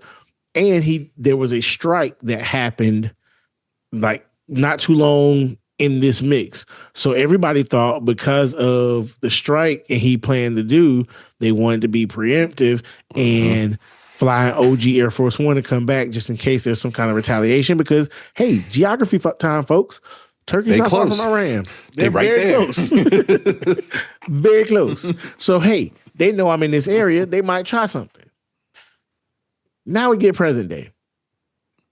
It comes out that not only did Trump pull the rope-a-dope for the switcheroo to Air Force One, the OG Air Force One, but he pulled the rope-a-dope and jumped in this catering cart and went to another plane and got on that and flew back to the U.S. So while everybody is on OG Air Force One, Stephen Miller, thinking Trump is on the plane with them. Thinking Trump is on the plane. What's his name? Bessick. All of these people are on it. Karoline Leavitt. All these people are on the plane. The press corps is on this plane thinking Trump is on this plane. They arrive back in the States and deplane, and Trump never comes off. Well, they said they walking back to the White House. Trump is sitting in the White House. Well, no. No. I think it lands 45 minutes later. There it goes. 45 minutes later, the other plane lands. They take him back to OG Air Force One. Then he deplanes. They made these folks sit on this plane for an hour so Trump could get back on the plane to exit. But again, Then we're not finished. But wait, there's more. There's more.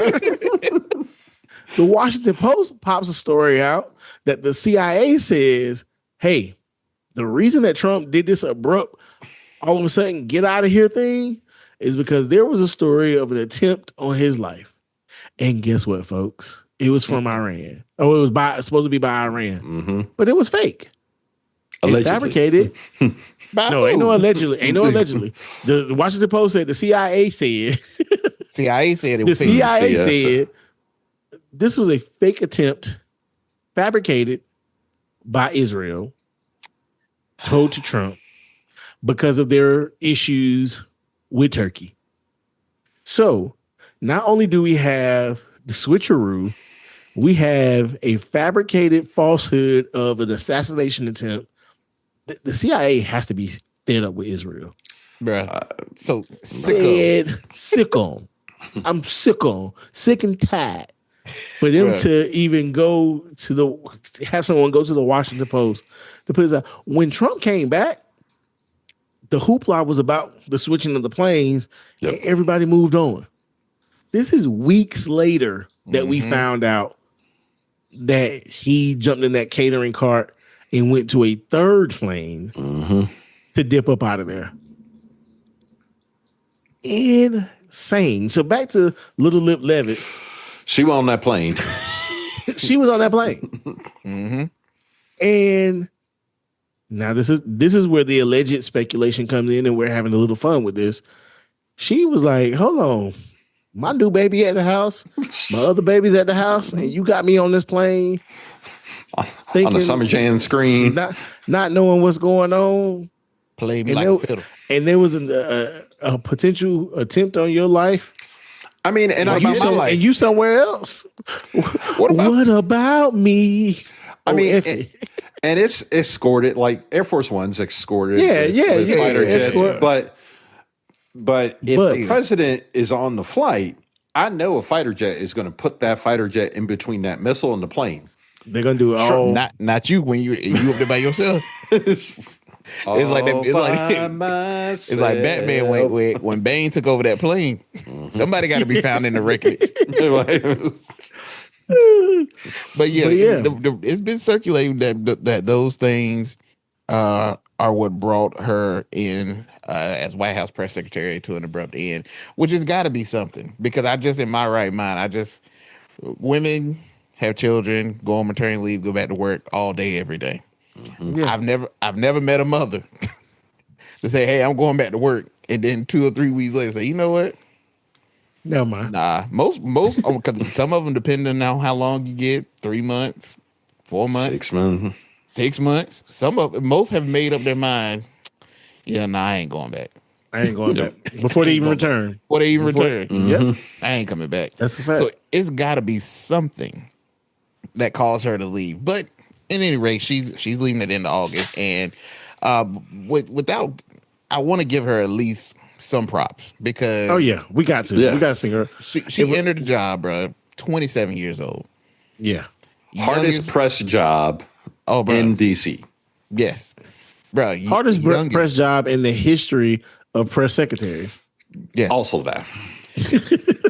She's the youngest White House press secretary in American history, and to do the job and having to defend arguably one of the most diabolical presidents that, I mean, Chuck said switcheroo as far as the plane thing, but Trump can say something to Caroline. Things could change. She go out there on that podium. He done said something different. Totally different. Things change mid press conference. Live mid tweet. Press conference. Like Caroline, the president just said that. Well, that's what the president said. And listen, and she was, and that is not unrealistic. There are multiple times she was getting hit with the president just tweeted. The president just said, and she would navigate it well, and having to defend that man. I have to salute her for sure. I mean, I don't agree with her, but I can agree with you and say, hey, did you do your job? She did the job. Did you do your job? Did you do your job? So, and even under her, there was this administration expansion of access to a new media approach where you had podcasters, you had influencers, and you had digital outlets able to have some access to this. But at the same time, the White House took greater control over who participated in presidential press pools and really displaced the traditional system ran through the White House Correspondents Association. So they ain't hit us up. Nah, bro. They ain't hit us up. They don't want the real. They don't want the real. Hey, they want to control. We said we can't be controlled. Yeah, we can't be controlled. But we promised that you'd get at least 90 days of us behaving ourselves. We gonna get acclimated. Let me find out which chair got the best cushion in it, which angle I need. I don't think we get. I don't think 90 days. I think 60 max. 60 max. Right, we gotta get in there and finesse. We gotta get in there and 30 days for sure. Yeah, where's the right bathroom to use? What's the best vending machine? Where all the people go for lunch so that I know where not to go? Shout out to Hit Your Post. Shout out to Ben's Chili Bowl. Alley. We know where y'all ain't going. I'm trying to remember. I don't think I've ever met. Well, I know for sure I didn't meet your dad, but I don't think I ever met your mom, Manny. But I know you was raised right. Just from our interaction, our engagement over the years, I know you was raised right. I've had the pleasure of meeting Jeezy's parents. Know he was raised right. I was raised right. But I can tell you one thing: we're gonna get in there and be a little bit ignorant. Just a wee bit. Just a little bit ignorant. We're gonna hold your feet to the fire because you're not gonna be able to BS us. That's the thing. They may say we cutting up, but you're not gonna be able to BS us and think we just gonna go along with it. That would be the problem for them. The poly market bets on how long we would be allowed to stay in the press pool. Well, here's the bet. It wouldn't even involve you. The bet would be on which one would get kicked out first, me or Jeezy. Hey, don't let us get like LeBron and Dwayne Wade. We saw throwing alleys. That alley. Hey, look, because I'm really asking this question. I don't care about your answer. I'm really asking you this question to throw the alley. So when Chuck come back with the with the slam, you like what? Hey, look, hey. Hey, man, you just keep us in the door. Yeah. Wait, where? I thought we kicked out. No. That was PTP. We are pardoned politics. Yeah. Two completely different things. Two completely different. Oh, no. You're thinking about the other pardon politics. Completely different logo. The pardon politics after dark. Yeah. This is PTP NWO. Yep. We don't know who the other guys are. Yeah. What? Bro. So when you think about this, right, and look at Karoline Leavitt, Chuck, I'll go to you first, and Manny, you can follow. But how do you judge somebody like Karoline? Like, when you look at the job that she's done, and we've talked about some of the things she's been able to do, and you've certainly given her flowers and such those things. When you look at somebody like her, do you judge the press secretary by whether they provide journalists real answers and accountability, or by whether they're effective at communicating the president's message? I truly believe it depends on the lens that you're looking through. If it's a subjective or an objective lens. Subjectively, it is what it is. Objective lens, if I'm sitting depending on where you line up, and the messaging of that president is going to determine how you view it. Thankfully for us, we can realize that although we may not agree with a lot of the messaging, but did she do her job?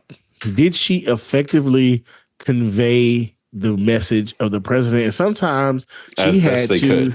That's what I was just about to say. Sometimes she had to twist, contort, and bend the message just enough to be palatable to not only him to feel like she got out what he wanted to say, but also enough that it was received and there was not a barnstorm of madness that followed up behind it. it's very much like a very good storyteller or orator. When you go to these competitions, you have some people who can have forget those competitions. Let's take it to church. You have those pastors who they will say, "Ooh, pastor preached today." Mm-hmm. What did he preach? I don't know, but you could tell the he- spirit was moving. He preached. But then you have those who say, "Ooh, Pastor Show was teaching today." Mm-hmm. Well, what did Pastor teach? And they can give you what the messaging was. Yep. A fantastic press secretary is going to preach to you. Mm-hmm. Because when it's all said and done, they want you to say, "Oh, okay, you said something." Yep. But then when people come back to ask what it was from a challenging standpoint, I don't know, but it made sense. Mm-hmm. Go ahead, man. Karoline got up every day, walked into a room with people that were going to be coming for her neck, and she had to do exactly what you said. Yep. Every day. They want you to mess up, and we never saw her back down. Yep. No. Never back down. She didn't. But I think ultimately that role is whatever you want to make for yourself. Yes. Like, yeah.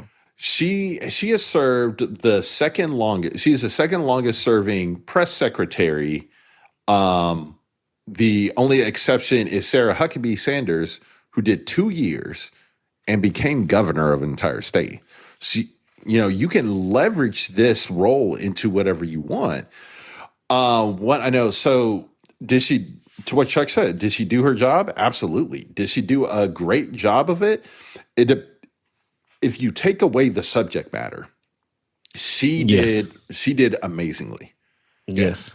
Having to take those messages randomly, whatever they came out, and to go defend that to an educated group that was looking for you to mess up every day, multiple times a day. Right. But not only defending what they've done, the administration is done past tensely. She's also setting up what they're having to do continually, what's coming up, what to prepare for. Like, she is the voice of the administration to the people.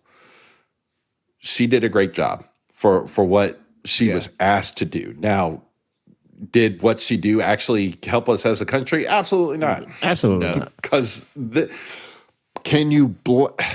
I struggle with the can you blame her? Yeah. And yes and no. Yes, you can blame her because you would hope, as somebody who's now going to be one of the top presidential aides, you would hope that she would have the gumption to be like, "Hey, this is not right. We should not be doing this," instead of just going along with it. But then she wouldn't be there. Mm-hmm. Right.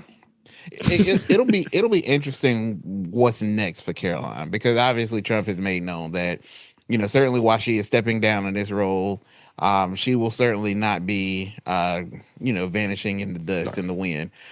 She's going to be someone that he will be looking to as a top aide, as a top advisor. And she's already tried, politics before, right? So it's not her first time, and maybe she's learned something from this and take it somewhere that may grow her into further endeavors into politics. But certainly there may be an avenue for her, and we'll see what that happens and what that looks like. So, Brother Manny.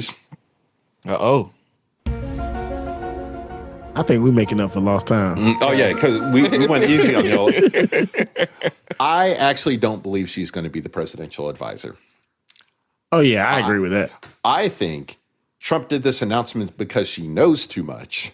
And got to make sure, and she got to make sure we got to be appeasing. Those payments still keep hitting the account like they need to.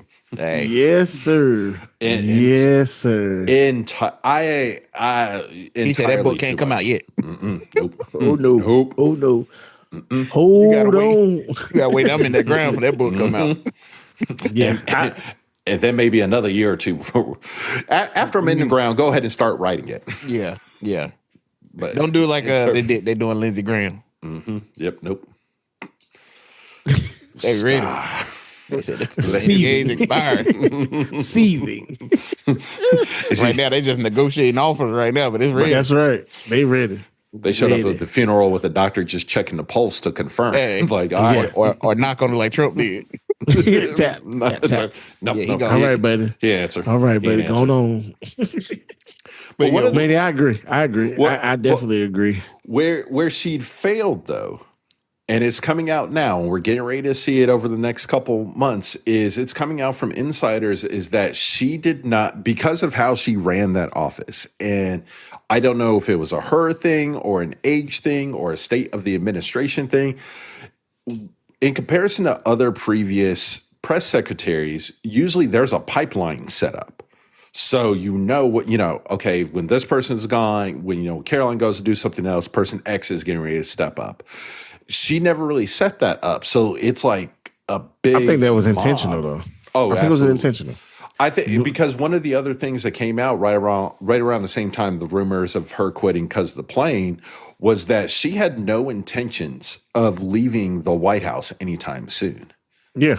So this feels like it's a very, very sudden decision that honestly has the White House scrambling, but not as much. I think the fact that they just had to deal with her maternity leave and being out, said, "Hey, we can figure this out."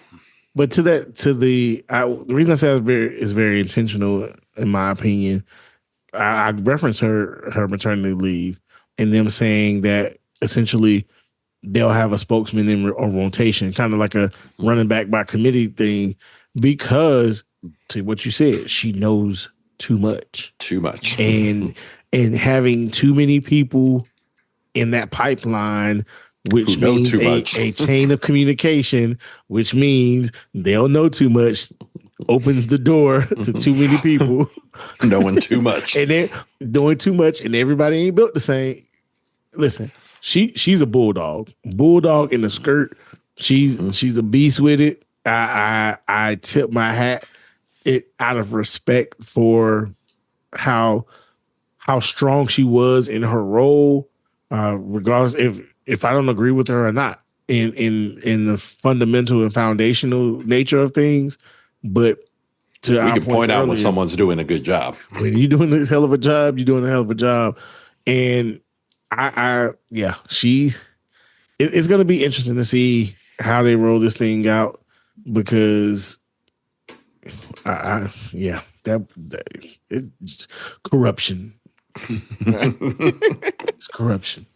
Well, I certainly don't think they'll definitely have trouble trying to replace her. And that says something about the job you do when you have one person who handles this and they go out and now it has to be what Chuck said, like a running back by committee. You have multiple people doing what one person was doing. That certainly speaks at least to the magnitude of how she handled the job, the bulldog that she was. And that it's not an easy job, man.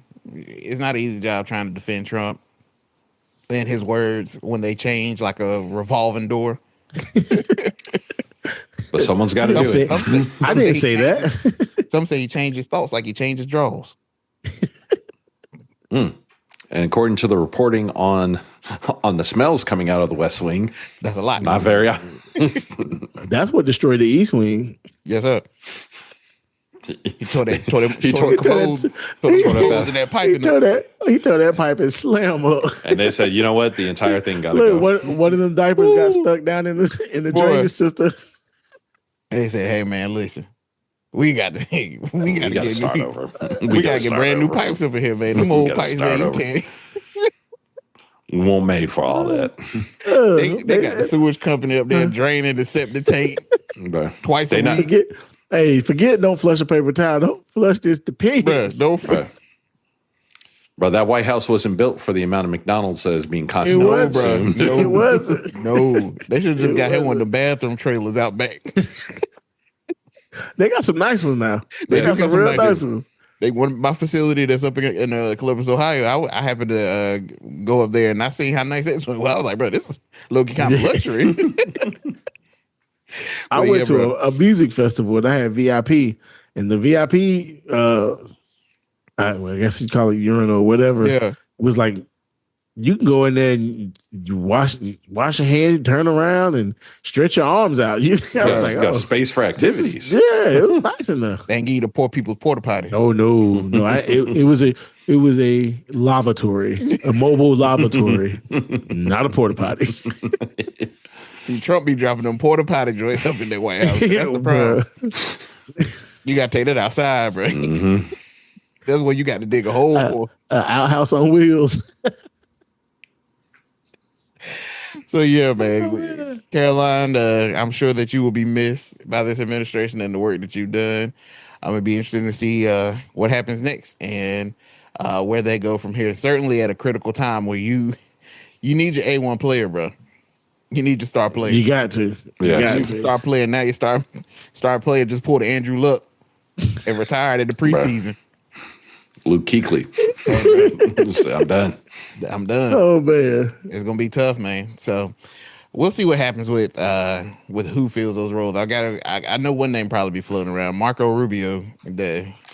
All trades Marco, and master of none. Yeah, Marco is the universal. I'll stand in. That's who Trump called for everything.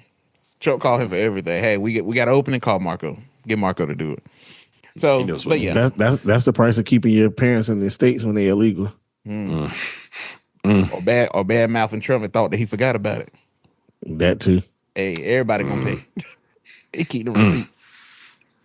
One more thing that I do want to bring up before we get into our pickle of the week that I want to talk about. And with everything that's going on, one thing that was very interesting that has been floating around this week, and I'm pretty sure it's going to catch a lot more steam than what it has right now. But the USS Abraham Lincoln, they've been deployed for how long? A fortnight.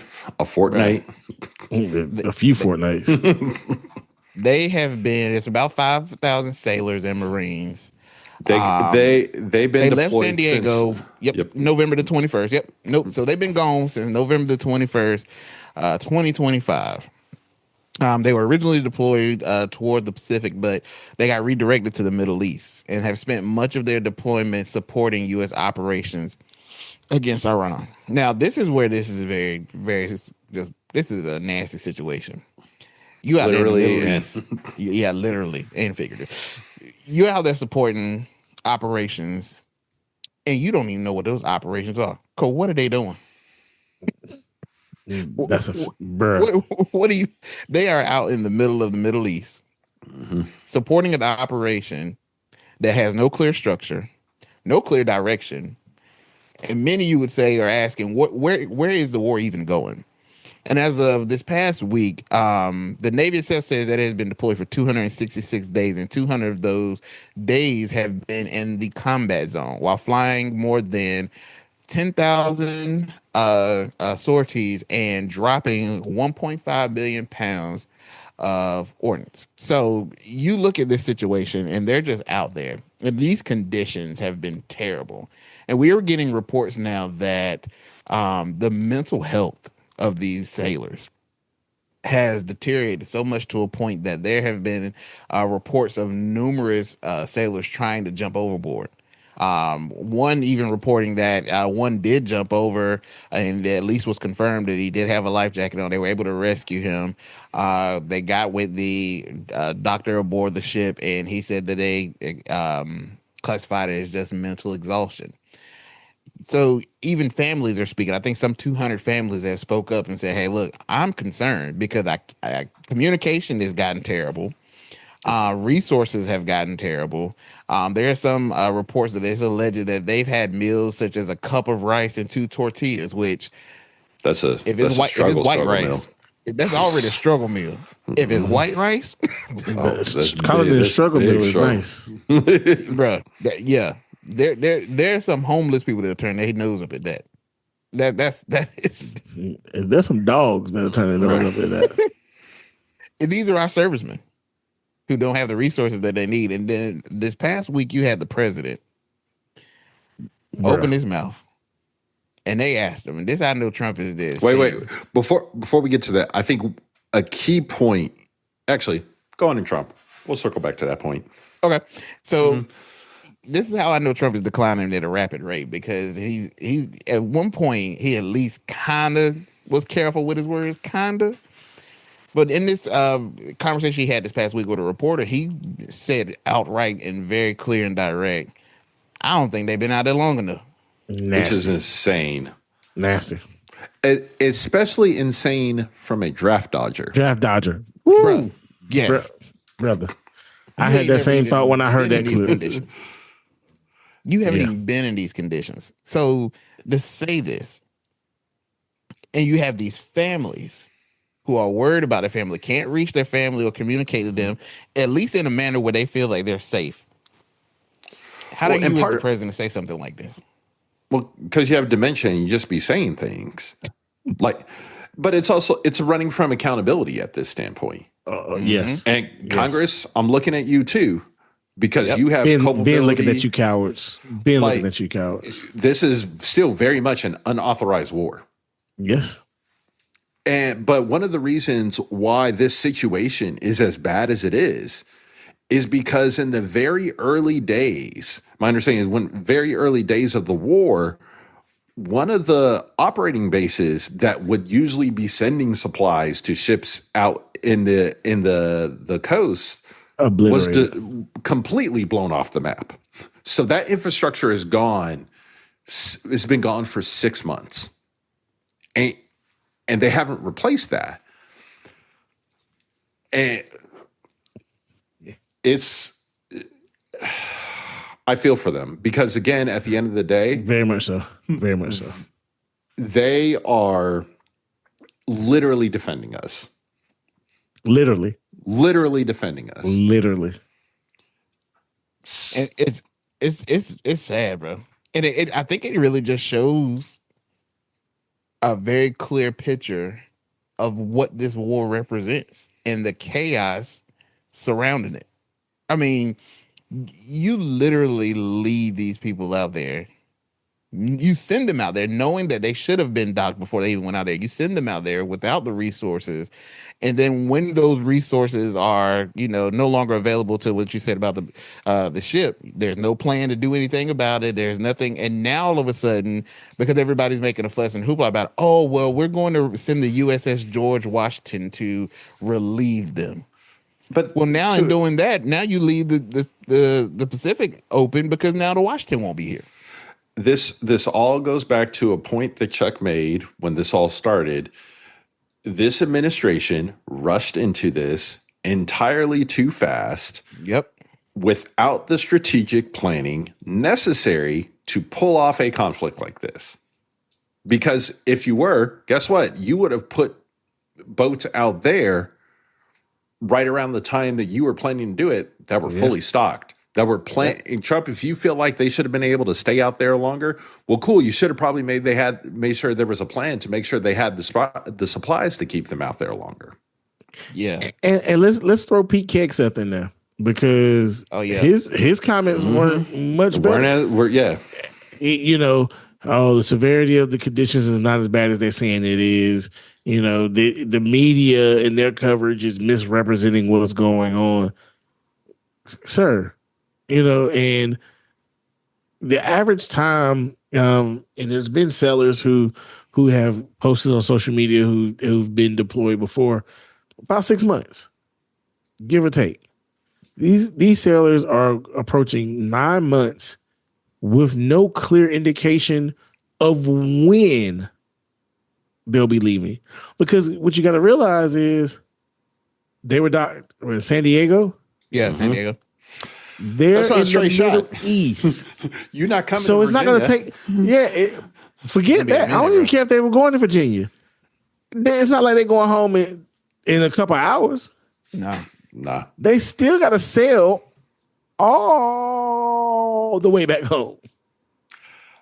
I had to pull up a world map to just remind. I'm like, which path path is the fastest path in there? It's there's none. And the Strait of not the Hormuz, the Strait of Benin something. Yeah, that shut down too, which would allow them to cut through and then shoot over. They got to go all the way around. You going was around, nasty. either you going around Africa, around South America and shooting up the coast, or you're going around Australia in the middle of hurricane season. Yeah. To try to hit California. It's disrespectful.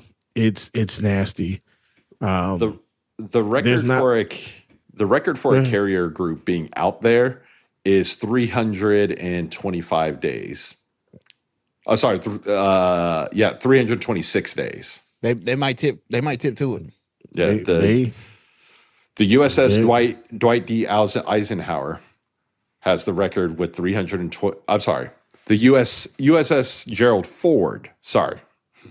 One of them white men. Yeah. 326 days. And I think at this point, they 2 months away from it. Yep. 2 months, literally. Because here's nasty, man. Well, and adding on to the nastiness part, it has come out that the administration is saying that they have to sign non-disclosures to get off the boat. Hey, listen. Go ahead and lock me up. Court-martial me. If you got to dishonorably discharge me, do what you got to do. I'm getting up out of here. Ain't no anywhere you gonna treat me like that and think I ain't gonna. And I'm not signing nothing. I ain't signing nothing. You gonna let me off this boat.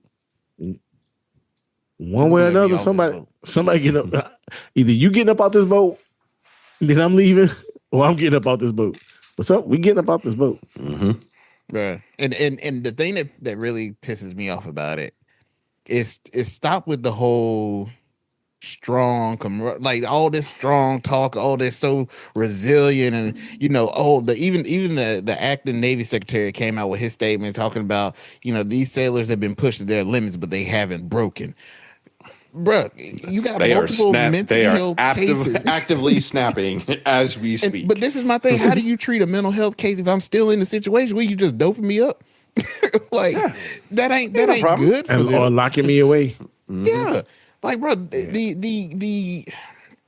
his nasty. Audacity. And Chuck, you go 100% right. Because Congress sitting here, you got 13 Democrats plus some others that have sit here and pushed and sent a letter to Pete Hegseth demanding stuff. Y'all wouldn't have to demand nothing if y'all stood up and told Trump he don't need to be in this war anyway.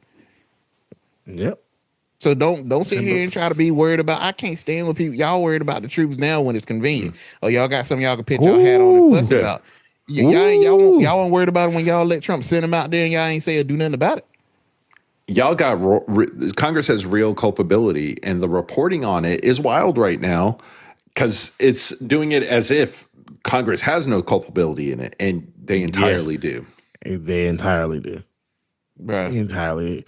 Congress and Trump are both. All y'all. Mm-hmm. All of them. All of them. All y'all need a whooping. Y'all need a whooping. Y'all doing these people wrong, but it's crazy. Y'all love to talk about how we support the military. That's what I was just about to say, brother. I don't want to hear none of them talk about supporting the troops and supporting the military. I don't want to hear nothing y'all got to say about it. Or I'm gonna tell you another line that pissed me off. They know what they signed up for. I can't stand that either. Because y'all know what I signed up for, but I ain't signed up for you to make a fool out of me. Right. Exactly. Nah. Exactly. So yeah, I ain't for all that. Y'all can leave that. If y'all cared about them, they shouldn't even been in that position. Don't send me away for the weekend and all you gave me was a box of Crustables. Bro, what and one set of clothes and no drawers. What if my mama sent me to my grandma's house like that for the weekend? I clearly she would have been on her head. She would have been on her head. Don't love me. and you don't expect me to come back home. Mm-hmm. That was a drop off. I remember one time my mama sent me to my grandma's house to spend the night, and my mama forgot to pack my underwear, bro. Had clothes, had the bro. I had everything. Grandma won't play about that. I went to take that bath, and I heard my grandma on that phone with my mama, and she would light my mama up. I know you ain't seen this boy over here. He ain't got no drawers. Mama D. Grandma, bro. My grandma lit into my mama, bro. Yeah. Don't send him. No. You send him over here. You make sure he got everything he need and some more. That's exactly. And some more. Because what if he mess up? You never know what happened. Yep. Don't you send him with just what he need. You send him with what he need and some more. So for the government, that's how y'all should have treated them on that boat. You should have sent them over there with what they need and some more. If you cared about it. Because, grandma having a good time with little G's. Well, you know what? Don't come back Sunday. I'll bring him back on Monday. You might get an extra day out of it. Oh, no. Oh, no, you come back. Be here when you're supposed to be here. My grandma old school. The time you staying is the time that was agreed upon. Ain't no extra nothing. Yes, sir. My grandma raised 9 kids. I ain't raising no more. Oh no, she was tired. She was tired. I'm not raising no more. He come when Sunday comes. You better come. And don't wait till Sunday night to come get him either. You better come. if you ain't there, that's like an extra day. I didn't agree to that. If you there past 4 o'clock, it's a problem. Oh, my grandma on that phone calling. Yes, sir. My grandma on that phone call. If by the time I finish reading the Sunday paper, if you ain't came and got him, we got a problem. You better come get this kid. The Sunday church. You let's go get them kids. Go get our babies. Go get our babies. Bring them home. Nasty. Man. But yeah, So man, nasty. this is gonna be interesting because of course people gonna start ramping up the pressure. And it's a thing that you can get everybody rally behind, and you can sit here. But man, if y'all care, they wouldn't be in that position in the first place. So, shout out to those sailors for what's going on and the conditions they have to endure, because I can't imagine You shouldn't have to. You shouldn't have to. And the fact that you signed up to serve, but I'm sure you thought that you would serve under some type of competency. This won't no game show. This ain't Fear Factor. Yeah. This ain't Naked and Afraid. This ain't Lost. This is just all the above. Mm-hmm. All the above. So, but yeah, we'll keep an eye on this in the troops and what happens going forward. Again, as I said, the USS George Washington is on his way out there to relieve the sailors that are out there. But again, then once they get back, that still leaves us on the Pacific exposed, because George Washington was here to cover. So again, strategically, what does that look like? And what is that leaving us vulnerable to with that being with that happening? And what weapons do we have to put on those ships? Do we have enough ammo to put on those ships? Hey, I told you last week, bro. Not talking about that.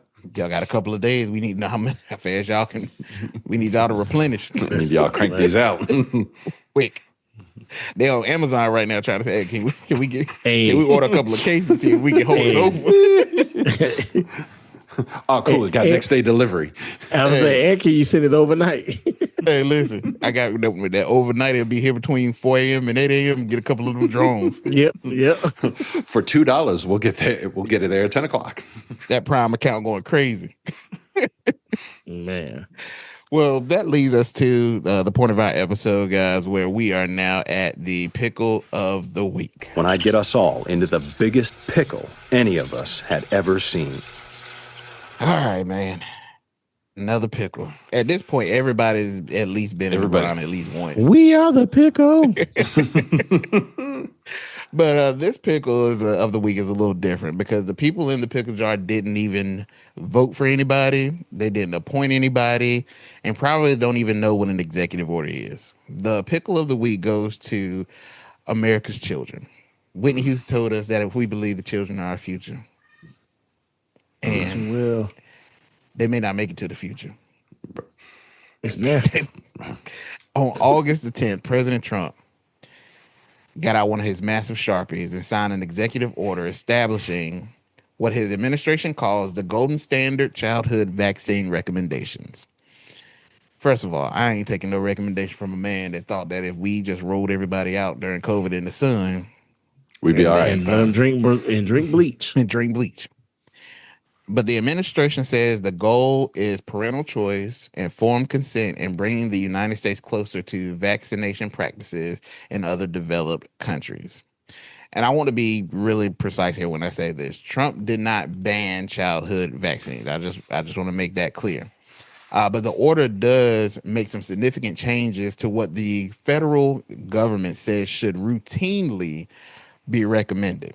Now, previously, the CDC broadly recommended childhood immunizations against 18 diseases. Trump's order that he has signed puts 11 diseases in a universally recommended category, while vaccines covering things like influenza, COVID-19, rotavirus, hepatitis A, B, and RSV are shifted towards high-risk groups or conversations between parents and doctors. Then comes the part that has really gotten doctors fired up. Trump wants the combined MMR vaccine, the measles, the mumps, to eventually be separated into 3 individual vaccines, which is Why? I don't understand. And the order says that childhood immunization should, whenever feasible, be administered at separate medical visits. Why? This is like the job of someone who's never actually had to take care of kids. Because why? Ooh. Preach. So now I gotta take off work. How many extra times to go get it? How many extra shots? And I'm going to because it's my child. But there was no reason to do it. There's no always touching stuff. And you know what's going to happen, right? Stuff. You know what's going to happen. Some parents say, "Look, I can't take off work for all 3. We're going to get one, and then the other 2, it's going to be whatever it is." Meanwhile, insurance companies. Oh, bro. Now get a copay for 3 separate appointments. Listen, 3, sir. Boy, Sir.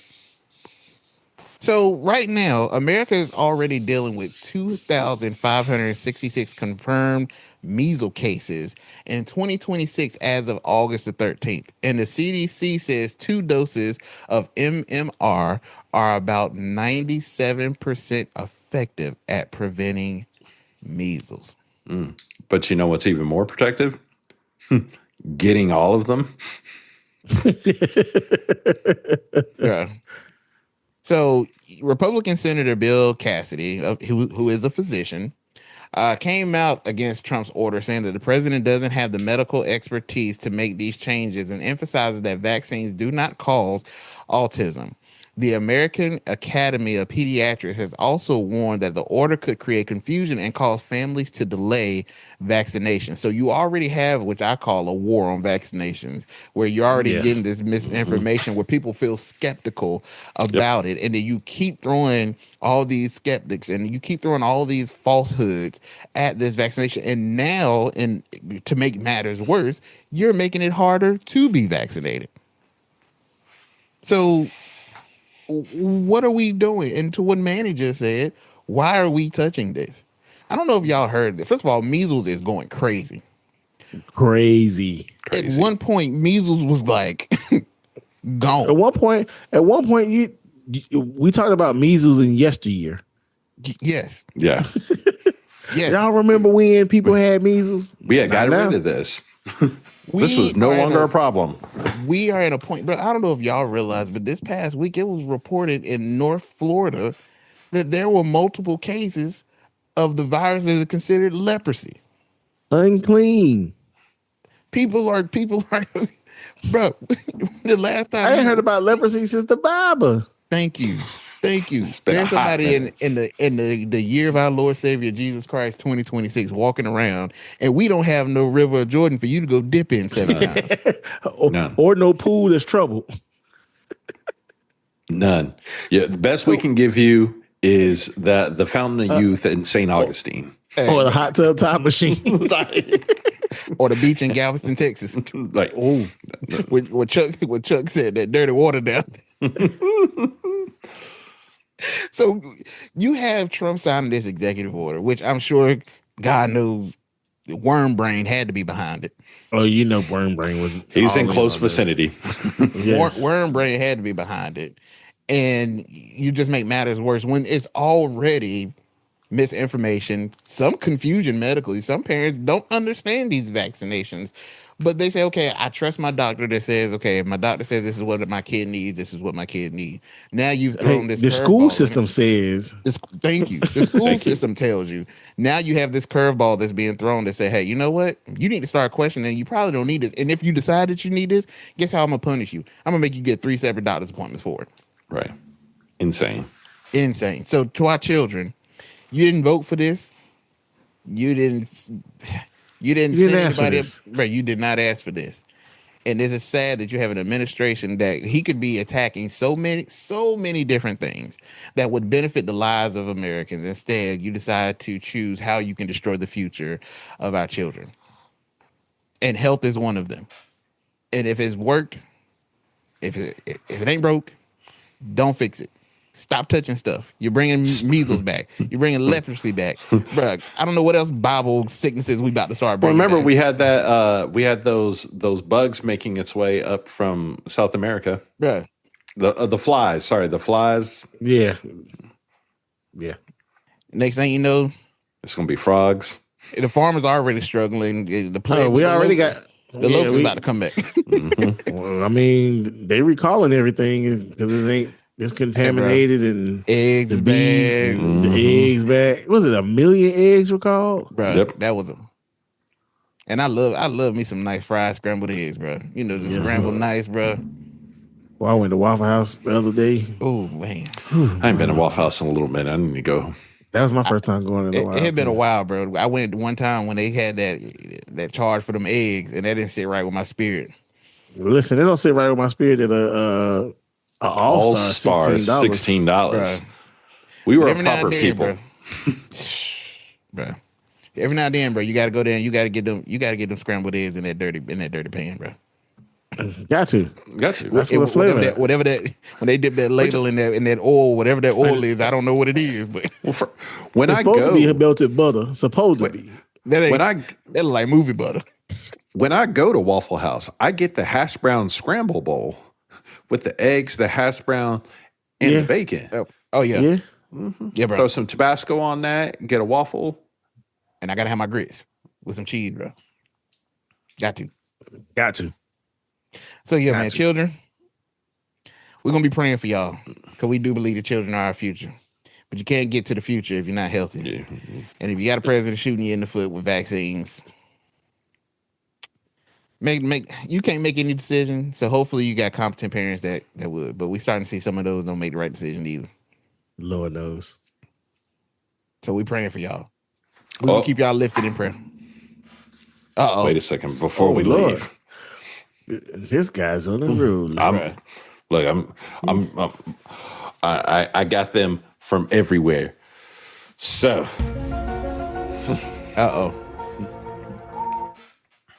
what if? You know, there was a rumor that was floating around that there was a mysterious person from Eli Lilly who took a mysterious drug that helped address heart failure. And there's a lot of questions around that. And hypothetically, let's say there was a 80-year-old man who was in DC that got that. And to get that, you had to get multiple shots of that medicine. And what if after receiving those multiple shots, that person said, no one should ever have to get multiple shots in the leg, and then found out that kids for these early childhood illnesses had to get multiple I wish shots I could in mute the you leg right now. and say, no more, no more. I will protect the kids by preventing them from getting multiple shots. I was That's why- taking you serious at the beginning. Man, you're a fool, man. I'm just saying. But here's the crazy thing. This could be plausible. This is how ridiculous this administration the scary is. part. That's the scary part. This is very possible. Like we're just floating around the outskirts of it. Oh, but man. this could still be a thing. As wild and crazy as that sounds, that's where we are in 2026. It Y'all, could be possible. Y'all, if it comes out that this is correct, I would like everybody listening here to go ahead and make a $20 donation to your local food bank in the name of the pod.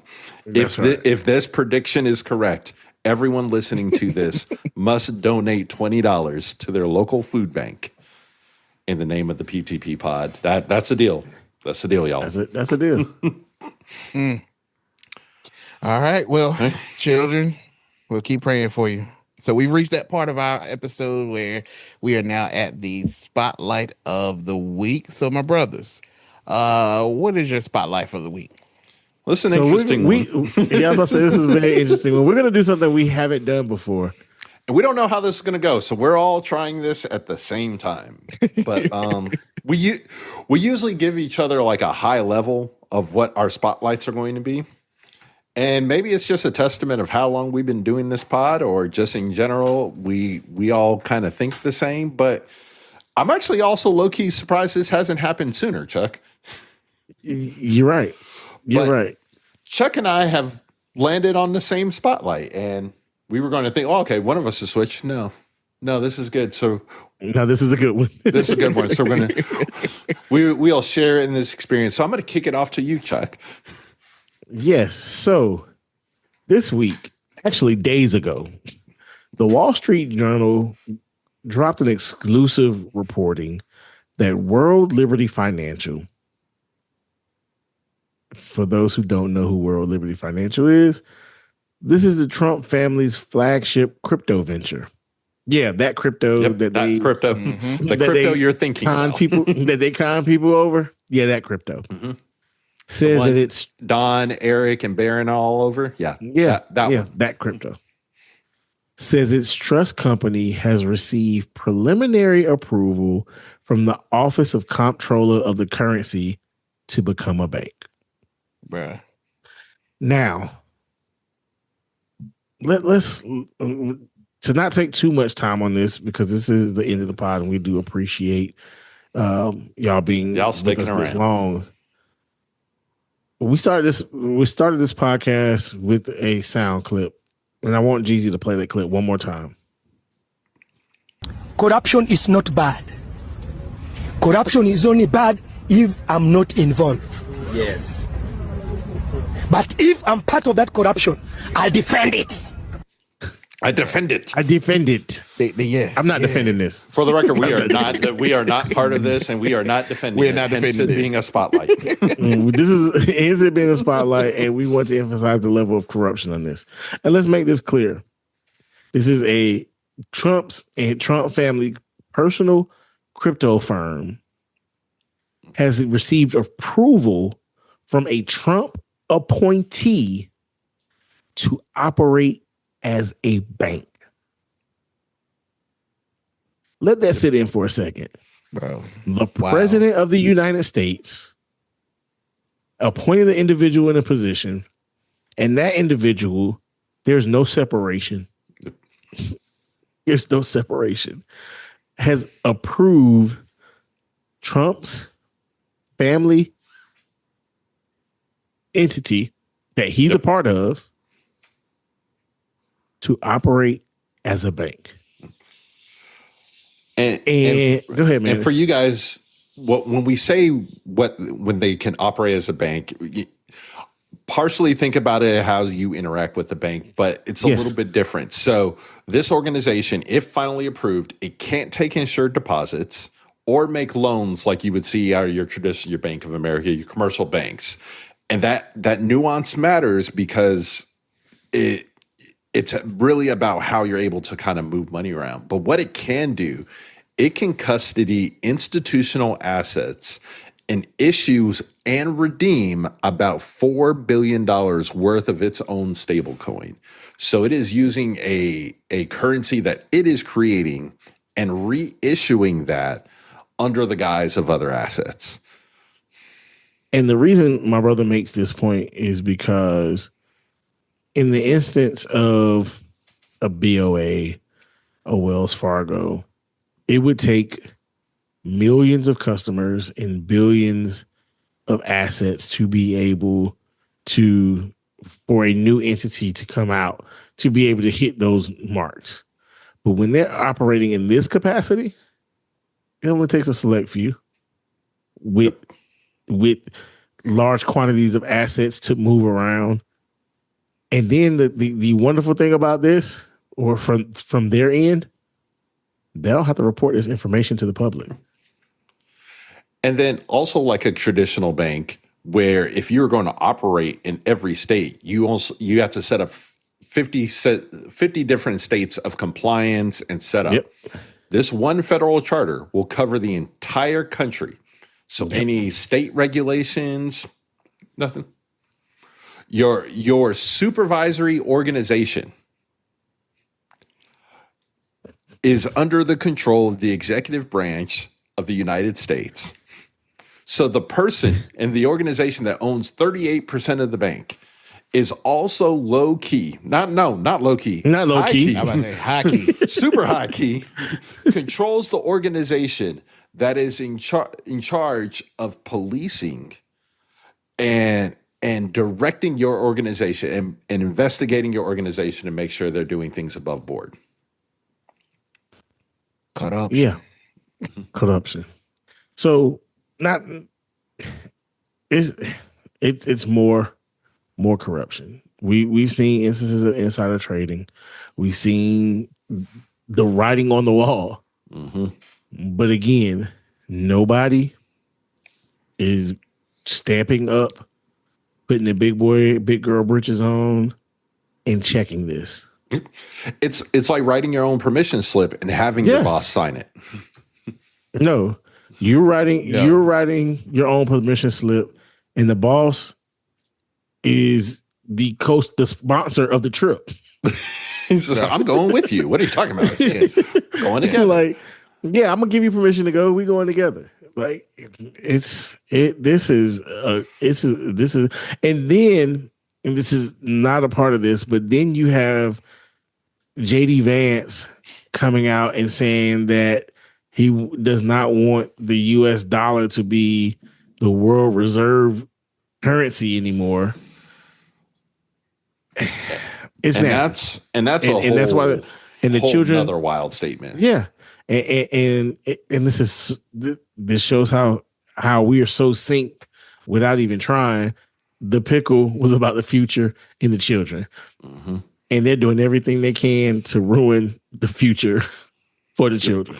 Bro. Trying to take them back to being chimney sweepers. You see them little black and white boys, them little kids clean them chimneys. Yes, man. It's coming. One thing for everyone to be aware of, I think it's clear for us to go ahead and say nothing illegal has been done. Absolutely nothing. As of right now, dealing with nothing this illegal, but everything immoral and unethical has been done. Because there is no reason that the president and his family should be operating in a capacity that has to be approved by the individual who was appointed by the president. And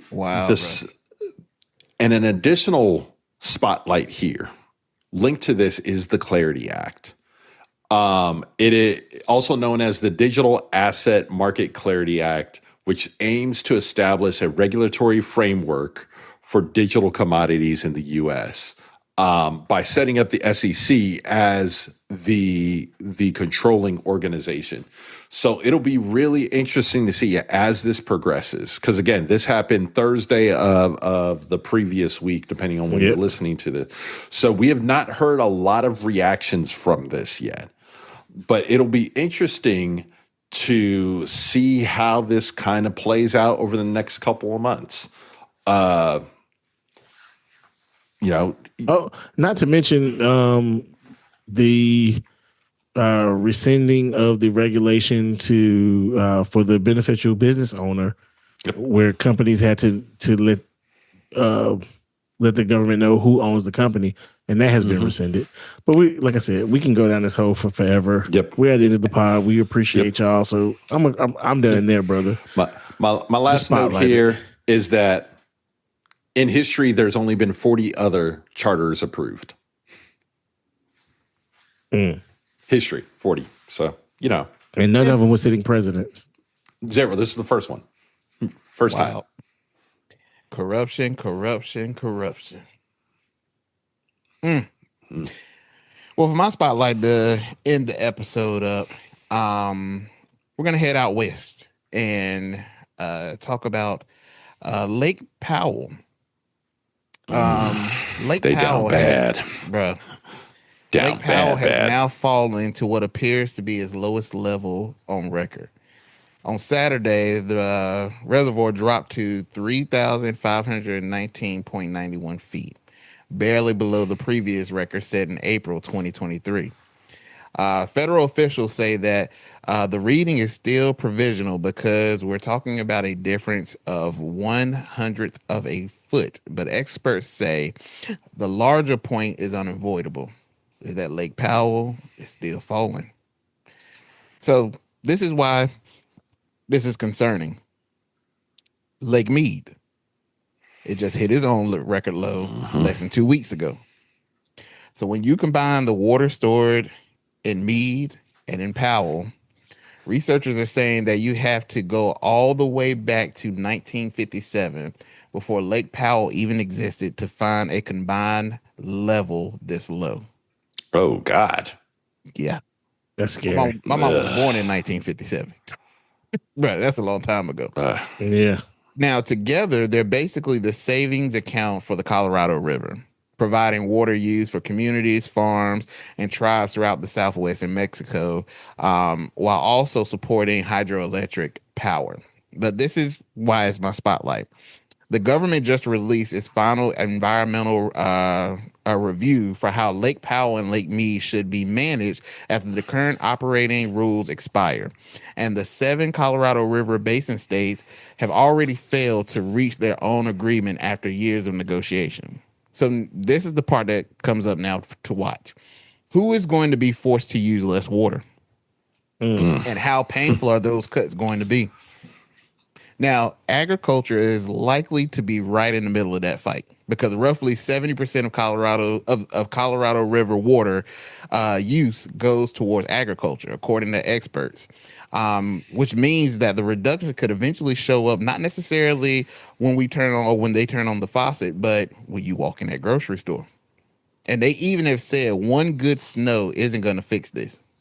They say that experts are saying that it would take multiple strong snow years. Not years, not months, years to seriously rebuild the reservoir system. So I want to keep an eye on Lake Powell and Lake Mead because the next headline that we hear when it comes to these two isn't going to be about how low the water got. It's going to be about who has to give up something because of it. To all those states, let's not wait until the water runs dry. Bro. We might watch our whole lives pass us by. Let's not wait till the water runs dry. Bro. Because you'll be making the biggest mistake of your lives. Of your life. Don't do it, baby. Bro. Listen. They've been talking about this. So they have been talking about this issue for since before I got to North Carolina. Bro. Years. Man. Time's running out. And look, agriculture, you already down bad. Down bad. Y'all down bad. bad. If this ends up happening and the first area they're gonna look is cuts to agriculture, man, you already cut off at the knees. They're about to cut you off at the thighs at this point. That's rough, man. That's rough. So yeah, that's my spotlight of the week, man. So we have reached the conclusion of our episode, and to our listeners, as already stated by my brothers, we thank you for listening and tuning in for the duration of this episode. As we always tell you, please like, please share, please subscribe, please follow. And if you have any content, if you have any questions, if you have any concerns that you want to reach out to the pod, please do so on our social media platforms where you can reach any of us and give us your thoughts. And also, too, bring another to the meeting.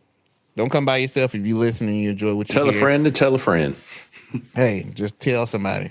We can all enjoy this chaos together. There's more than enough for everybody. We got wings and there's drink in the back. Come on and get comfortable. Enjoy yourself. But we thank you. Yeah. We thank you, brothers. All hearts and minds clear.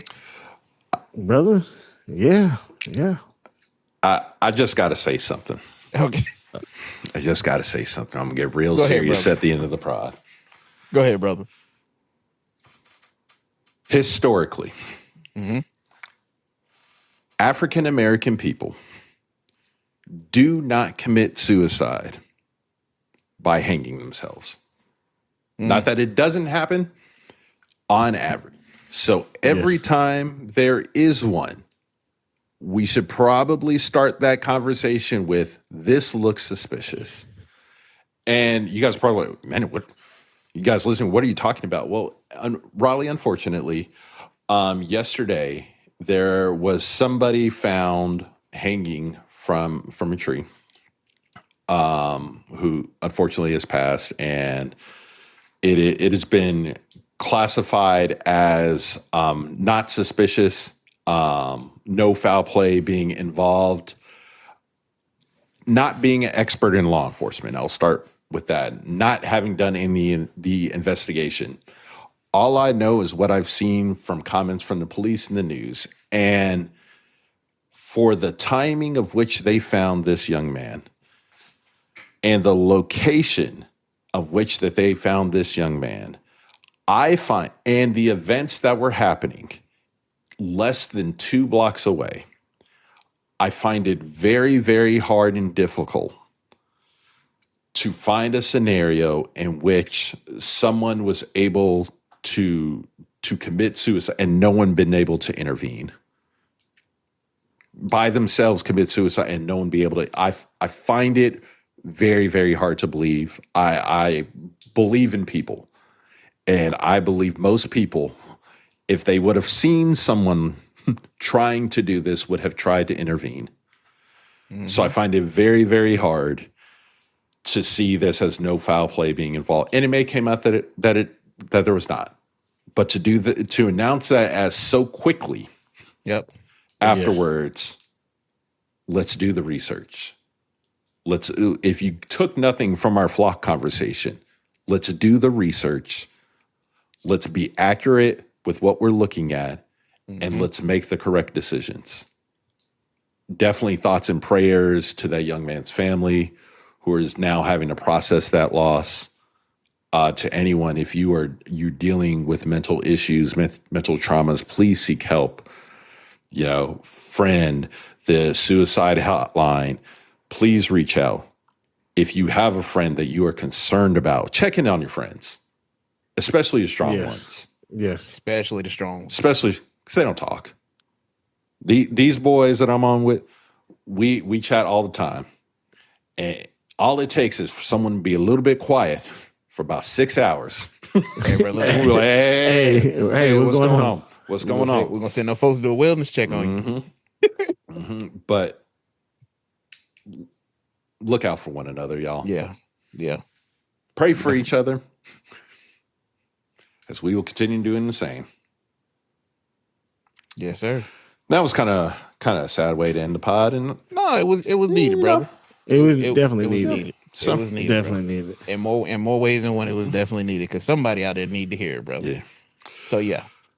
Well, to that, if you're listening to the pod, just know, as we always tell you, if anybody loves you, just know the boys here.